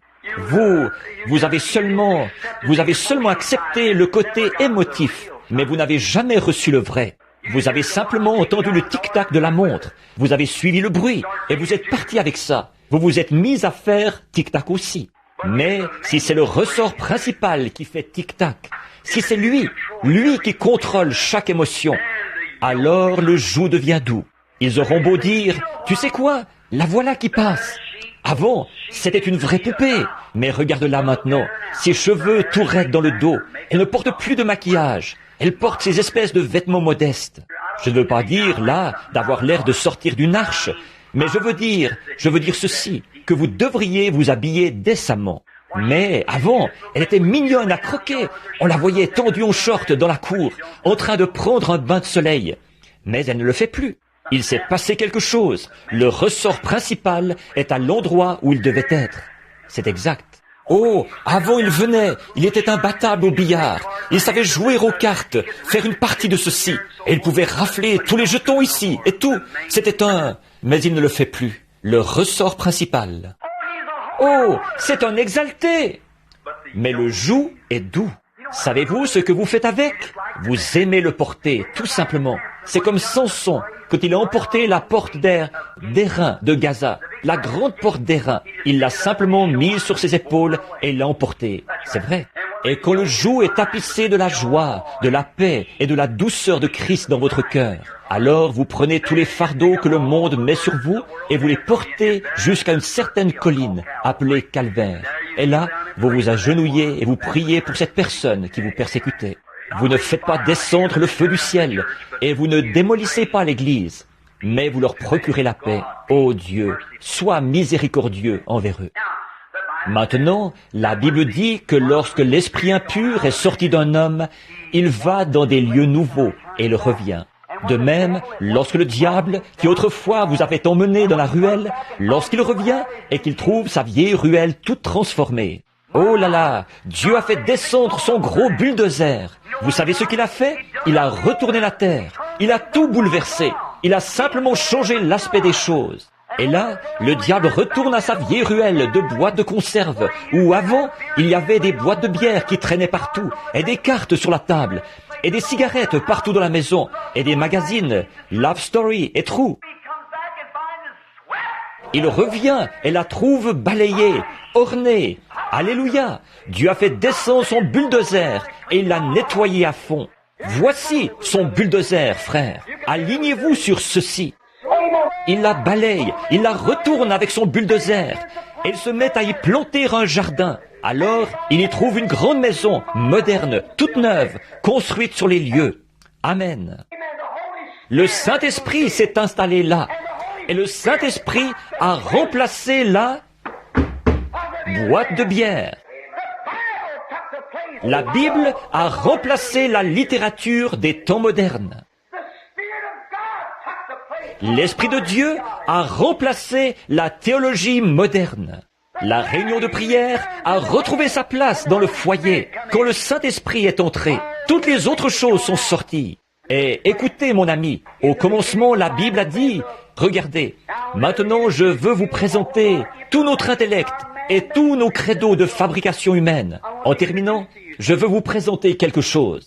Au commencement, quand ce monde était vide, ici, ce n'était rien qu'une grosse boule d'eau, avec de grands glaciers. Et, par la chaleur du soleil, alors que la Terre s'est mise en mouvement comme ça, et qu'elle s'est déplacée dans l'espace, là, à des millions de degrés au-dessous de zéro, il s'est formé de l'humidité. Le chaud et le froid, ensemble, ça crée de l'humidité. On peut le voir sur les fenêtres de la maison et tout, à l'intérieur et à l'extérieur. Et quand la Terre, en tournant sur elle-même, est sortie de l'orbite où elle gravitait, et on prétend que c'est le Soleil qui serait la mère de toutes les autres, et ces projectiles qui sont sortis. De là, par la congélation, elle est devenue une masse solide. Ensuite, comme elle a commencé à se rapprocher, que Dieu s'est mis en tête de... Écoutez attentivement maintenant. Il a commencé à la rapprocher du Soleil, et alors elle s'est mise à dégeler. Alors Dieu a mandaté le Saint-Esprit. La première personne qui se présente, c'est Dieu. Dieu, au commencement, était Dieu dans la Genèse. Et c'est le Saint-Esprit qui se présente ensuite, ou le Logos, qui est sorti de Dieu. Pourtant, c'était l'être entier de Dieu qui se plaçait dans une personne. Et la Bible dit qu'il s'est mis à couver la terre. Couver, ça veut dire faire la cour, roucouler comme une colombe. Il s'est mis à couver la terre. Qu'est-ce qui s'est passé? Êtres mortels, concitoyens, hommes et femmes, êtres humains, comme j'en suis un, ce matin. Êtres humains qui avez une âme immortelle à l'intérieur de vous. Qui êtes-vous? D'où venez-vous? Et où allez-vous? Maintenant, pensez-y un instant. L'autre soir, comment vous l'avez vu dans le journal, un de mes cousins qui était pharmacien ou médecin à Louisville. Il était allé au travail et en rentrant, il s'est installé pour dîner. Et il a demandé à son épouse de lui apporter une orange. Il est tombé raide mort d'une crise cardiaque. Raymond Branham. Et son frère, Georgie, tous deux mes cousins germains, les enfants du frère de mon père, est allé voir son frère. Et comme il revenait de là, 5 minutes après avoir quitté son frère, on a remarqué la voiture qui allait un peu de travers, qui ralentissait, et on a vu l'homme tomber, assis sur son siège. Il est mort d'une crise cardiaque. Je suis allé au salon mortuaire l'autre soir, et je regardais. Frère Doc était là, et nous sommes entrés. Je parcourais les salles du regard, je regardais les témoignages de respect, les fleurs qui avaient été accrochées sur les murs et partout. J'ai baissé les yeux, et des souvenirs me sont revenus à l'esprit, du temps où j'étais petit, et que je jouais avec ces garçons, quand je n'étais qu'un tout petit garçon. Et je me suis dit, il y avait tous ces gens, le salon était bondé, il fallait faire plusieurs rues pour trouver à se garer, tellement il y avait d'amis et de parents là-bas. Et je suis entré, et là, ma cousine, Agnès, m'a sauté au cou et s'est mise à crier. Je l'ai consolée, et ensuite, Dorothy est arrivée, le bébé. Elle s'est mise à crier en me serrant dans ses bras. Elle disait, « Billy, qu'est-ce que nous allons faire ?» Et quand j'ai dit, « Où est tante Lizzie ?» Elle a dit, « Elle a été prise d'une crise cardiaque. C'est très grave. Elle pourrait mourir d'une minute à l'autre. » La mère. Alors je me suis dit, que devient cette grande génération des Branham? Je m'étais dit la même chose quand j'ai vu mon père. Il était dans mes bras, Sa tête frisée reposait sur mon bras, et là, je l'ai vu qui me regardait en souriant, pendant que je priais pour lui. Et il est allé rencontrer Dieu. Je m'étais dit la même chose quelques jours auparavant, quand Doc, mon frère, là, a pris dans ses bras son propre frère, qui avait la gorge tranchée. Un homme en état d'ivresse avait frappé un poteau. La voiture avait été démolie, et il avait été tué. Il est mort dans les bras de mon frère. Et de voir papa descendre la rue, il revenait de chez Madame Kelly, Monsieur Kelly là-bas, en pleurant avec son vieux chapeau noir à la main. Quelques jours plus tard, je le tenais dans mes bras, il était mourant. Je me suis tenu là à regarder la vieille berceuse. Personne n'était assis dedans, et elle s'est mise à se balancer, alors que Ruth, ma belle-sœur, allait rencontrer Dieu. J'ai dit, « Mon chou, veux-tu que j'accroche la photo de Jésus ici ?» Elle a dit, « Billy, non, il est toujours devant moi. » Et puis, quand je me suis tenu aux côtés de mon épouse, Hope, la mère de mon fils Billy et de ma petite fille Sharon, je l'ai vue me prendre les mains alors qu'elle me regardait avec ses yeux foncés et qu'elle me parlait du lieu où elle venait d'aller et où elle désirait retourner. Elle m'a dit, « Ne manque jamais de prêcher cet évangile, Billy. Tu ne te rends pas compte de la joie qu'il y a à partir comme ceci. » Et quelques heures plus tard, j'ai posé mes mains sur la tête de mon petit bébé mourant, là-bas, quand je l'ai installé dans les bras de sa mère.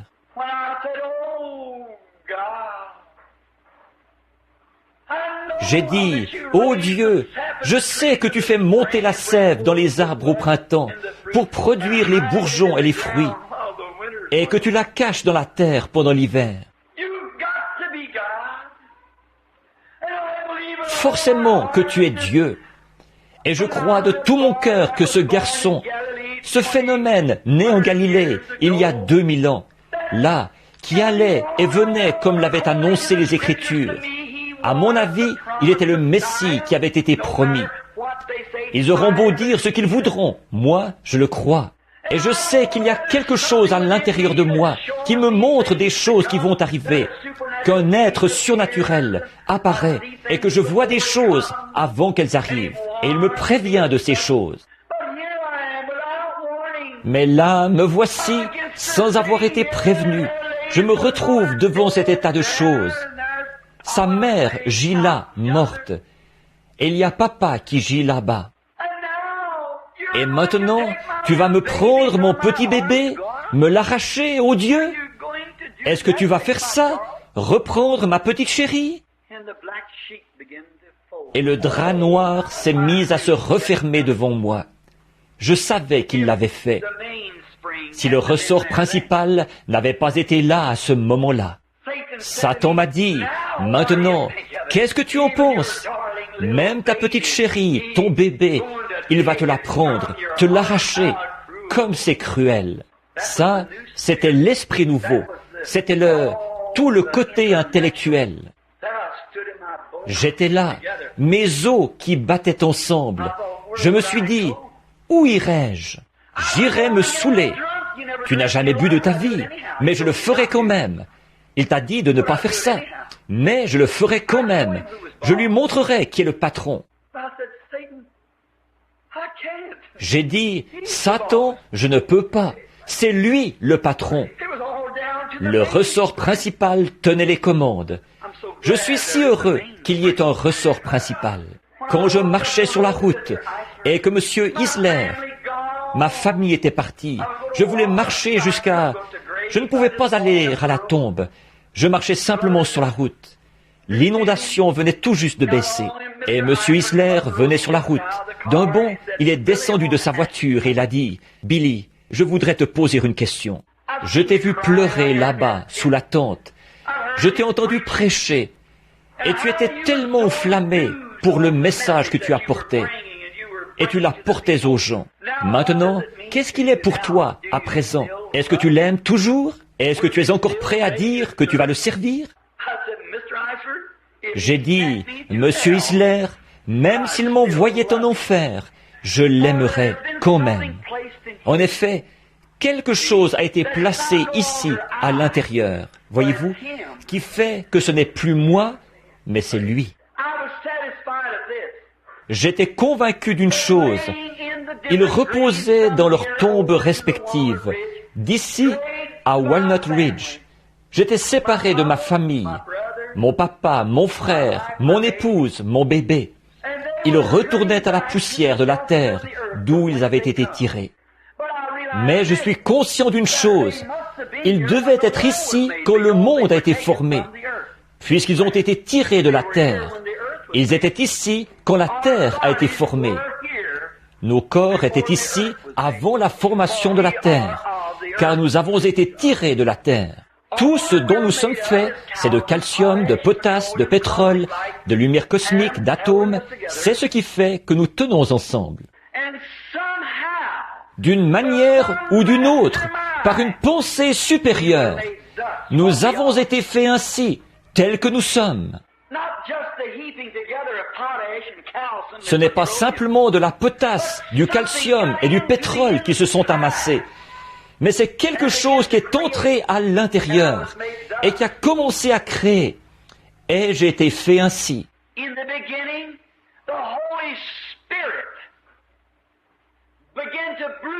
Au commencement, le Saint-Esprit s'est mis à couver sur une étendue désertique. Excusez mon émotion.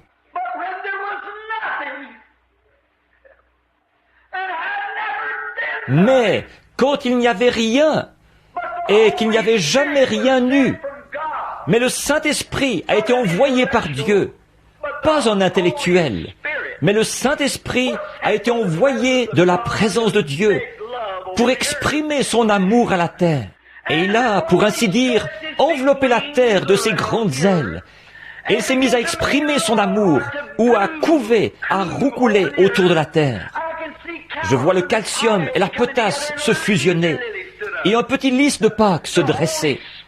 Le Saint-Esprit a couvé la terre pour l'en faire sortir.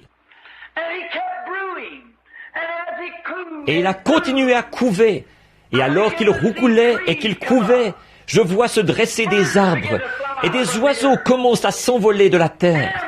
Des animaux commencent à marcher. Et puis, il a continué à roucouler, et un homme est apparu, du nom d'Adam. Et Adam avait l'air de se sentir seul. Alors, il a fait un produit dérivé pour lui. Il a pris une côte de son côté, et lui a fait une chérie, Ève. Il aimait Adam, et il aimait Ève. Et il les prend. Je vois la petite Ève appuyer sa petite tête contre l'épaule d'Adam. Elle était tout ce qu'une femme pourrait jamais souhaiter être, et plus encore. Elle s'appuyait contre la grande épaule puissante de son chéri, Adam, et il se promenait dans le jardin.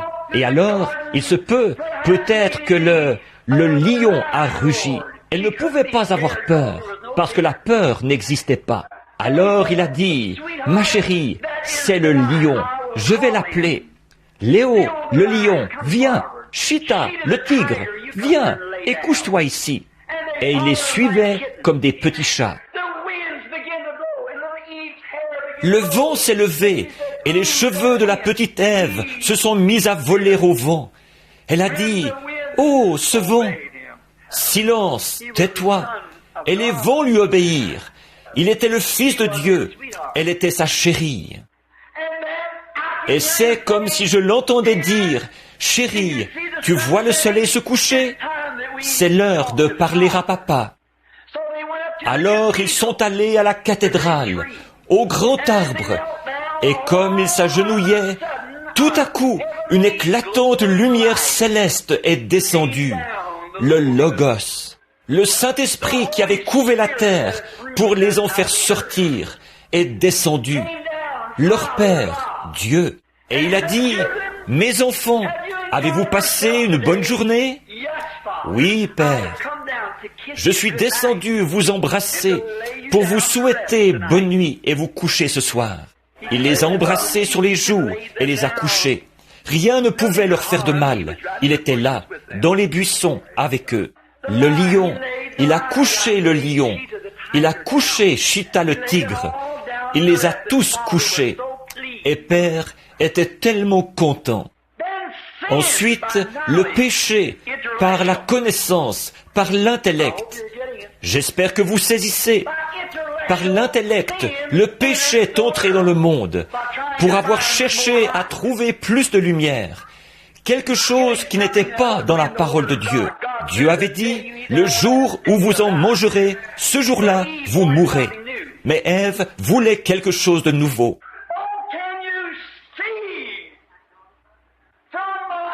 Oh, pouvez-vous voir que dans mon cœur, ce n'est pas que j'essaie de contredire quelqu'un. J'essaie simplement de vous présenter clairement le « Ainsi dit le Seigneur ». La parole, rien de plus.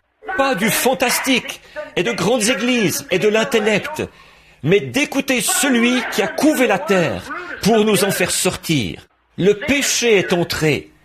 Et maintenant, mon ami, si le Saint-Esprit est le seul instrument dont Dieu s'est servi pour nous faire sortir de la terre, et nous sommes effectivement sortis de la terre, nous étions ici avant que la terre existe.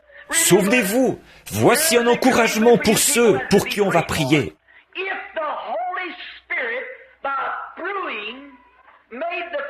Si le Saint-Esprit, en couvant, a formé l'être physique, qui est l'architecte de notre corps? Oh Dieu, puissent les gens le voir. Le Saint-Esprit vous a donné votre appendice, vos yeux, votre nez, votre bouche, votre cœur. Et il a mis un esprit nouveau en vous. Et ensuite, il est venu habiter en vous.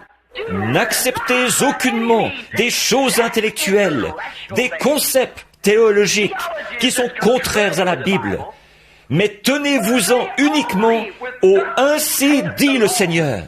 Il a été blessé pour notre transgression. C'est par ses meurtrissures que nous avons été guéris. Le Saint-Esprit a couvé son propre corps pour venir y vivre, Jésus-Christ.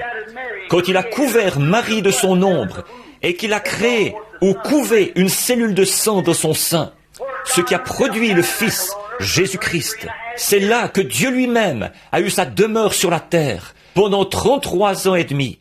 Et il est devenu une offrande propitiatoire pour nos péchés, pour nous racheter et réconcilier l'homme perdu avec un Dieu saint, pour les embrasser et les réconcilier, afin que dans la fraîcheur du soir, lorsque le soleil se couche au-dessus de nous, lorsque mon voyage de cette vie sera terminé et que j'aurai achevé ma course, je veux qu'il m'embrasse pour m'endormir, comme il l'a fait pour Étienne, quand il avait été bafoué de toutes parts. Celui-ci a dit, « Je vois les cieux ouverts et Jésus debout à la droite de Dieu. » Voilà. Or, comment est-ce possible? Si Dieu a fait de nous ce que nous sommes, sans que nous ayons eu connaissance de quoi que ce soit, si Dieu a fait de moi un homme et qu'il m'a fait grandir jusqu'à ce que j'arrive à l'âge où la mort s'installe, vers l'âge de 23 ans, j'étais jeune et en bonne santé. Et si Satan ne s'en est pas mêlé, il a essayé de m'estropier, de m'abattre et de faire bien des choses. Mais Dieu a vu à ce cœur. Et vous, quand vous étiez jeune et que vous étiez jolie, vous les femmes qui avez pris de l'âge, et vous les hommes qui avez été jeunes et forts et en bonne santé, et comme vous appréciez d'être un homme avec votre petite compagne. Si Dieu a fait ça sans que vous ayez eu un mot à dire là-dedans, vous n'avez jamais dit « Fais-moi ainsi ». Qui peut, par ses inquiétudes, ajouter une coudée à sa taille? Mais s'il vous a fait ainsi, sans que vous ayez rien eu à dire, à combien plus forte raison peut-il, en vous couvant, vous donner un choix? Il vous a été donné le libre arbitre. Vous pouvez rejeter ceci ou vous pouvez l'accepter. Le rejeter, c'est être perdu et demeurer de la potasse, du calcium et du pétrole. Mais l'accepter et avoir un cœur nouveau, un esprit nouveau et son esprit, une partie du Logos en vous qui contrôle vos émotions. Alors, quand il roucoule par sa parole, vous roucoulez en retour, vous lui répondez. Jésus-Christ, le même hier, aujourd'hui et pour toujours. Amen, Seigneur. Je suis l'Éternel qui guérit toutes tes maladies. Amen, Seigneur. À combien plus forte raison va-t-il vous ressusciter, même si votre corps avait été balayé de l'est jusqu'à l'ouest par le vent? À combien plus forte raison ce Saint-Esprit, quand tout aura été anéanti par la bombe atomique qui va être lancée sur la terre un de ces jours, qui va creuser des trous et à partir de là, tout ravager d'un bout à l'autre de l'État. Mais le calcium et la potasse resteront ici. Et alors, le Saint-Esprit se remettra à couver. Tous les os s'approcheront les uns des autres. Tous les membres s'approcheront les uns des autres. Et une église du Dieu vivant se lèvera au dernier jour. Mes amis, c'est seulement couvé par le Saint-Esprit, par son roucoulement, que vous pourrez jamais y arriver, que Dieu vous fera jamais la promesse de vous ressusciter. Alors que vous écouterez sa voix, cette petite voix tranquille qui parle au plus profond de votre âme. Et mes amis, en terminant, encore un petit instant, je veux que vous réfléchissiez profondément et sincèrement. Un jour ou l'autre, nous partirons. Alors, pourquoi? Oh, je vous en prie, dites-moi, pourquoi voudriez-vous accepter une contrefaçon, une théologie d'église, quoi que ce soit d'intellectuel, une émotion, quoi que ce soit de contraire, alors que les cieux pentecôtistes sont remplis de la bénédiction véritable, du vrai Esprit de Dieu qui vous contrôle et qui fait de vous un vrai chrétien. Vous n'avez pas à imiter quoi que ce soit. Soyez simplement un enfant du Dieu vivant. Pourquoi, dites-moi, pourquoi chercheriez-vous à accepter quoi que ce soit d'autre, alors que Dieu ne demande que ça, n'attend que ça, et qu'il vous a amené jusqu'ici? Et là, il essaie de vous exprimer son amour par le Saint-Esprit. Est-ce que vous vous contenteriez d'accepter une déclaration de credo et tout, pour essayer d'aller au ciel avec ça? Ou du fantastique, une émotion mentale, ce qui n'est même pas attesté dans la Bible? Ne voulez-vous pas le recevoir? Oh, peuple de Dieu, tombez à genoux et tournez-vous vers votre Dieu. Que Dieu ait pitié. Voilà ma prière, alors que nous prions.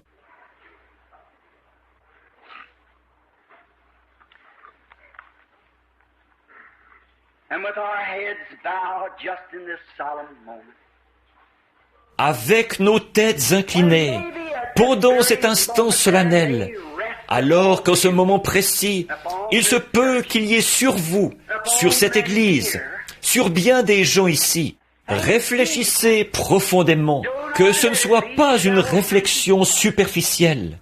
Est-ce que vous exprimez votre amour au Saint-Esprit? Est-ce que cet esprit qui est dans votre vie amène vos émotions à s'aligner avec précision sur le tic-tac de la Bible? Avez-vous de la patience, de la douceur, de la bonté? On ne teste pas un matériau. Écoutez pendant que vous priez. On ne teste pas un matériau par sa quantité, par son nombre. Combien l'Église est nombreuse. Voilà ce que je veux dire, voyez-vous. On ne le teste pas par sa quantité, mais par sa qualité.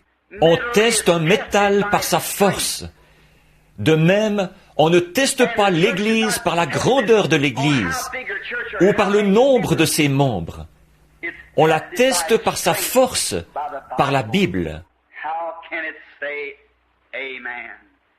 Est-ce qu'elle peut dire « Amen » à chaque promesse que Dieu a faite? Comment se passe votre vie dans la bonté, la douceur, la bienveillance, la patience? Qu'est-ce qui se passe quand quelque chose vous chiffonne? Il y a une petite roue là qui continue à faire tic-tac, qui vous garde sous son contrôle. Son amour agit dans votre cœur. Est-ce que vous essayez seulement de faire semblant? Oh, réfléchissez là. Et pendant que vous réfléchissez sérieusement et que le Saint-Esprit traite avec vous, qu'il vous couve en disant « Mon enfant, c'est à toi que je parle. Maintenant, au nom de Christ, avec vos têtes courbées devant Dieu et non devant moi, voulez-vous lever la main pour dire, « Ô Dieu, mets ton esprit en moi, voici ma main. » Que Dieu vous bénisse. Il y a beaucoup de mains. Ô Dieu notre Père, au nom du Seigneur Jésus, ton Fils, le Saint-Esprit, toujours là à couver, à attirer, à roucouler, je te demande de prendre aujourd'hui ta place dans le cœur de chaque personne qui a levé la main. Ils t'ont fait comprendre qu'ils ont besoin de toi. Oh, comme ils ont besoin de toi. Et s'ils l'admettent en ce moment, qu'en sera-t-il à l'heure où leur cœur refusera de battre? Qu'en sera-t-il à l'heure où ils sentiront les vapeurs froides de la mort entrer comme une vague? Combien plus l'admettront-ils à ce moment-là? Et que sommes-nous? D'où venons-nous? Et où allons-nous? Père, nous sommes fatigués d'imiter la vie chrétienne. Créons-nous, Seigneur, aujourd'hui, un cœur nouveau, un esprit nouveau, et mets ton esprit, conformément à la parole de ton prophète, au centre de notre esprit nouveau. Et maîtrise-nous par l'amour, la joie, la paix, la longanimité, la bonté, la douceur, la patience et la foi, et que tous les fruits de l'esprit puissent se trouver en nous, alors que nous nous soumettons humblement, que nous soumettons notre âme, notre partie la plus intime. Cette vie qui fait que toute cette potasse, ce calcium et ce pétrole terrestre se rassemblent et tiennent ensemble. Quand elle s'en va, nous retournons à la poussière.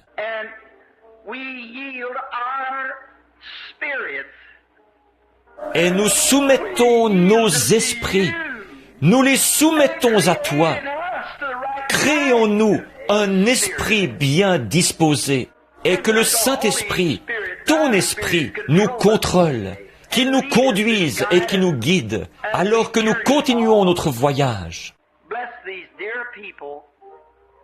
Bénis ces chers gens et guéris la maladie qui se trouve au milieu de nous, Seigneur. Puissions-nous dire, après avoir quitté le bâtiment ce matin, il a fait bon être là. Le Saint-Esprit a fait une œuvre en nous qui changera nos émotions, qui fera de nous une personne différente de ce que nous étions quand nous sommes arrivés. Renouvelle l'espérance qui est dans les saints. Fortifie-les, Seigneur, pour qu'ils puissent affronter le jour qui vient.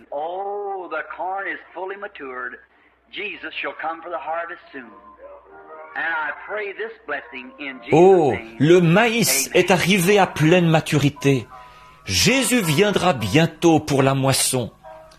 Je te prie d'accorder cette bénédiction au nom de Jésus. Amen.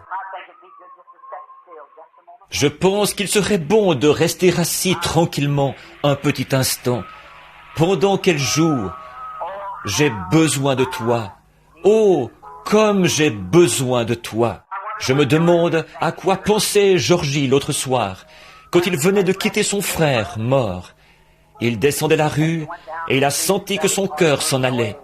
Tout est devenu noir devant lui. Et il est tombé en avant sur son siège, en laissant son épouse et ses bien-aimés.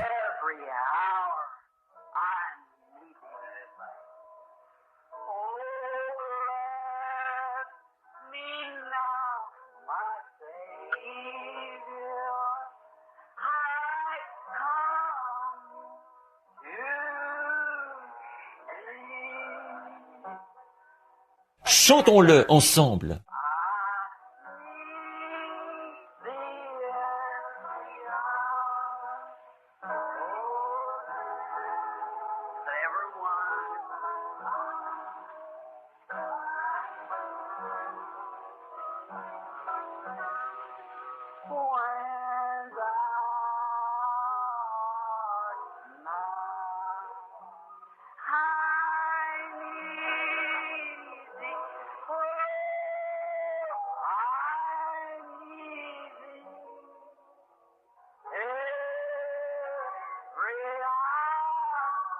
Oh, chacun.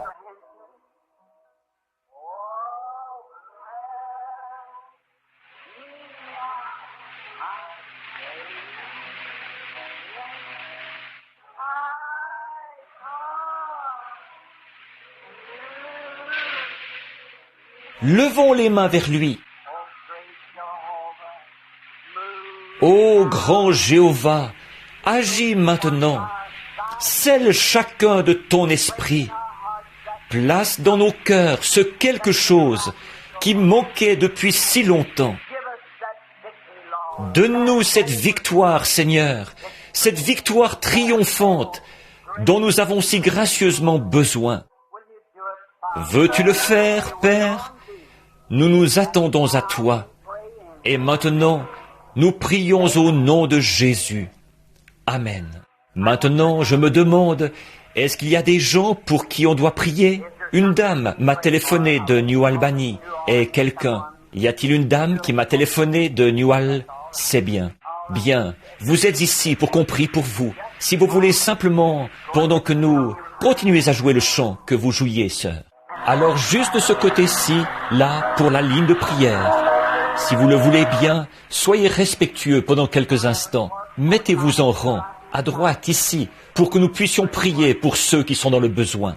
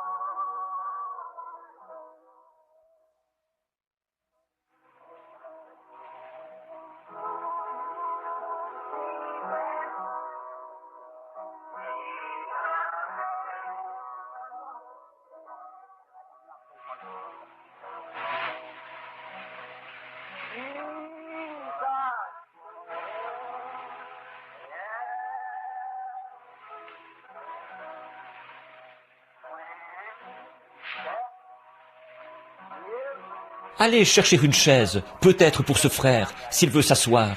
Est-ce que vous préféreriez vous asseoir, frère?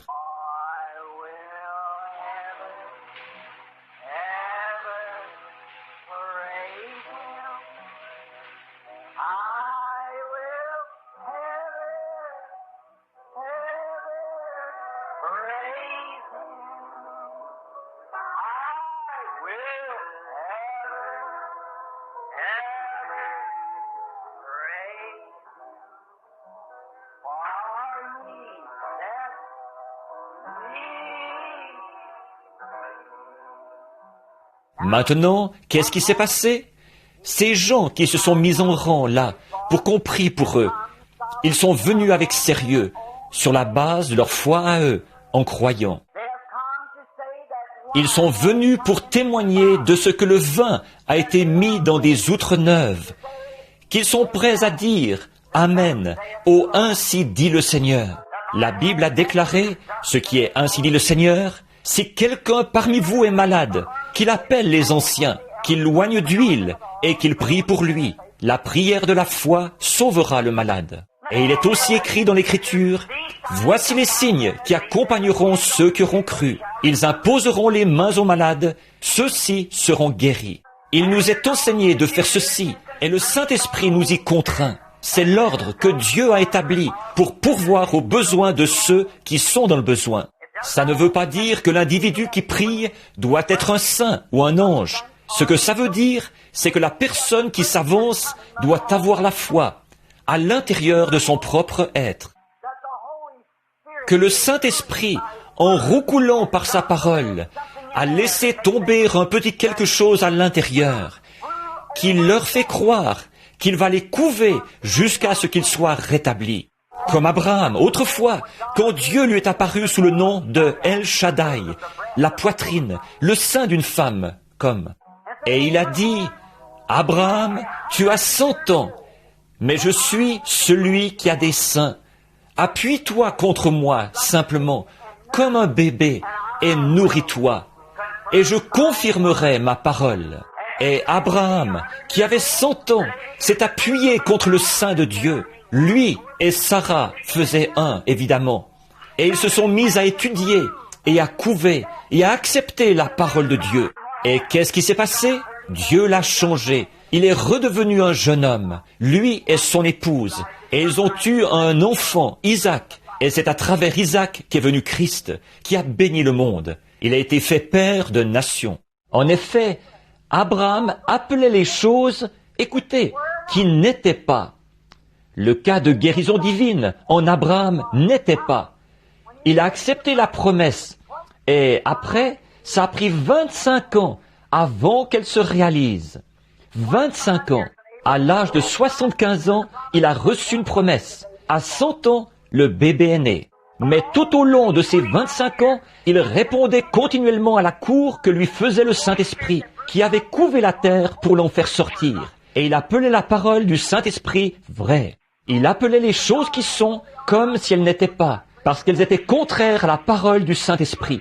Il a été changé en un jeune homme, et il a produit l'enfant. Or, c'est comme ça que nous venons. Nous sommes la postérité d'Abraham, et nous avons appelé les choses, les symptômes, nos afflictions, nos maladies, comme si elles n'étaient pas, parce que nous obéissons à ce que le Saint-Esprit, par le prophète, le voyant, a déclaré être la vérité. Et tous ces hommes, au fil des âges, l'ont accepté, et ça s'est bien terminé pour eux chaque fois. Maintenant, nous appelons ces choses vraies, nous les acceptons comme notre propriété personnelle. Et nous répondons à la cour que nous fait le Saint-Esprit. Ta parole est vraie. Je vais refuser tout autre symptôme, quoi que ce soit d'autre. Je crois que tu me redonneras la santé. En effet, ta parole, Seigneur, déclare, la prière de la foi sauvera les malades, et Dieu les relèvera. Voilà tout, c'est la vérité. Je me demande ce matin, je connais frère Jackson. Je l'ai entendu dire « Amen » quelque part au fond. Et je me demande s'il y a d'autres frères dans le ministère ici, ce matin, qui croient à la guérison divine, qui aimeraient venir se placer ici avec nous pour ces gens. Ce sont vos frères et sœurs en Christ. Aimeriez-vous venir prier avec nous pendant que notre pasteur s'avance ici, s'il veut bien venir prier pour les malades ce matin? Tous ceux d'entre vous qui le désirent, venez prendre place ici avec nous, alors que nous exercerons ce ministère auprès de ceux qui sont dans le besoin dans ce bâtiment ce matin. Ceux d'entre vous, les frères dans le ministère, qui désirent venir. Je pense que j'ai vu Teddy là-bas tout à l'heure, je ne me trompe pas, et tout autre frère dans le ministère, qui que vous soyez, ça n'a pas d'importance. Nous ne demandons pas mieux que de vous avoir ici à l'avant, si vous êtes un croyant, pour que vous joigniez votre foi avec nous, pendant que nous prierons pour ceux qui sont dans le besoin. Maintenant, je voudrais que les anciens s'avancent, frère Higginbottom, et ceux qui vont se mettre ici, qui vont faire avancer la ligne à mesure que nous prierons pour les gens, et que nous nous occuperons d'eux. Maintenant, les frères dans le ministère, venez de ce côté-ci, si vous le voulez bien. D'abord, nous allons prier pour les gens qui sont assis dans ces fauteuils, et ensuite, nous nous occuperons des autres. Tous ceux ici qui parlent au Seigneur Jésus, qui sont en bons termes avec lui, et vous devriez tous l'être ce matin. Je voudrais que vous vous joigniez à nous. Qu'en serait-il si, et il se peut que ce soit votre frère, votre sœur, votre papa ou votre maman, et vous voulez qu'il soit en bonne santé? C'est votre foi. En projetant votre foi, elle sort comme une grande dynamo ici, ce qui fait descendre la gloire de la Shekinah de Dieu, qui oint l'individu pour qu'il ait la foi. La foi vient de ce qu'on entend la parole. Maintenant, le Saint-Esprit est ici pour injecter, la parole de Dieu que vous avez acceptée dans votre cœur. Et alors, une fois que vous la croyez, venez. Or, quel est mon devoir à moi et à ses frères dans le ministère? De vous imposer les mains. La prière de la foi sauvera le malade, a dit Dieu. Alors, vous recevrez cela tout simplement, et vous répondrez à la cour que vous fait le Saint-Esprit. Ô Saint-Esprit, ta parole est vraie. Je ne suis plus malade. Je vais de mieux en mieux. Je te remercie, Père Céleste, de ta bonté envers moi. Je vais toujours de mieux en mieux, d'heure en heure. Observez ce qui se produira alors que vous exprimez votre amour, que vous couvez aussi le Saint-Esprit qui vous couve par la parole. Maintenant je vais prier, ensuite nous viendrons imposer les mains. Maintenant, ô Dieu notre Père, tu vois le besoin. Et très certainement que tu es plus que capable de pourvoir à chaque besoin. Toi qui as pu faire sortir Daniel de la fosse aux lions et les enfants hébreux de la fournaise ardente, qui as ouvert un chemin à travers la mer Rouge et fait traverser les gens à pied sec, qui as ressuscité Lazare d'entre les morts et qui as emporté Élie à la maison sur un char. Ô Dieu, tu n'as jamais failli. Et ces outres neuves contenant du vin nouveau, ces gens qui ont une espérance nouvelle et une vie nouvelle, s'avancent ce matin pour qu'on les oigne, pour qu'on leur impose les mains en commémoration de la parole. Et Père, nous sommes là en tant qu'hommes pour imposer nos mains selon le mandat que tu nous as donné. S'ils imposent les mains aux malades, ceux-ci seront guéris. Ce mandat-là est tout aussi vital dans l'Évangile que celui de prêcher l'Évangile. Celui qui croira et qui sera baptisé sera sauvé. Aussi nous te prions, Père, de permettre que ta parole s'accomplisse aujourd'hui. Et nous, sur la confession de ces gens qui mettent leur foi de l'avant pour la tester contre la puissance du diable, que chacun reparte délivré au nom de Christ.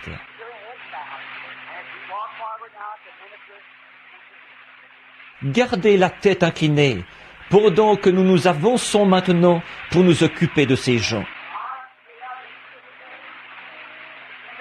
Notre chère sœur, en communion avec le Seigneur Jésus, en tant que ministre de la croix, nous, maintenant, en tant que participants divins de la bénédiction qu'il nous a transmise à la résurrection, en commémoration de sa parole, nous demandons au mal de vous quitter au nom de Jésus et que vous soyez guéris.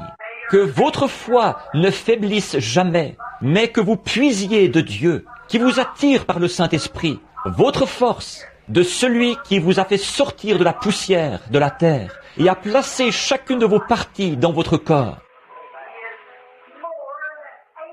Il est plus que capable de réparer ce qu'il a construit, ce que Satan a démoli. Nous vous présentons à Dieu en tant que croyantes au nom de son Fils, Jésus. Notre frère, à qui nous imposons les mains, avec cette même prière devant Dieu notre Père, et par l'onction du Saint-Esprit, est le mandat selon lequel ces choses doivent être exécutées. Nous, en tant que ministres croyants, nous vous présentons à Dieu le Saint-Esprit qui vous a secouru de la terre et qui a placé dans votre corps chaque organe. Et voyant que Satan est descendu et a interrompu, a détérioré votre corps, par conséquent, que sur de ces gens qui s'avancent à cet autel, ou sur, nous demandons à Dieu de vous donner, selon cette obligation solennelle, nous vous imposons les mains en commémoration de la parole. Nous ne connaissons pas votre cœur, mais nous demandons au Dieu Tout-Puissant qui vous a fait sortir de la terre en la couvant, de réparer ou de fortifier les endroits vitaux affaiblis de votre corps et de vous rendre votre santé parfaite au nom de Jésus.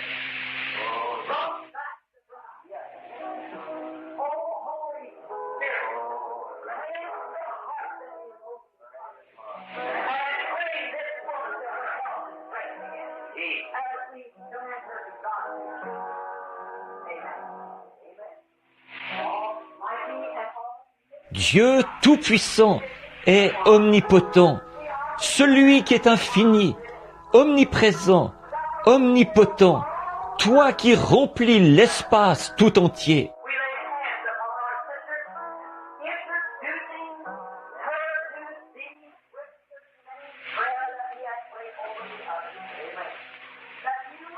Nous imposons les mains à notre sœur en te la présentant avec cette même prière que nous avons faite pour les autres, afin que tu redonnes à son corps ce qui lui manque et qui lui était volé par le diable. Et pour la gloire de Dieu. Ô Dieu notre Père, nous imposons également les mains à notre sœur, avec cette même prière que nous demandons cette bénédiction au nom de Jésus. Amen.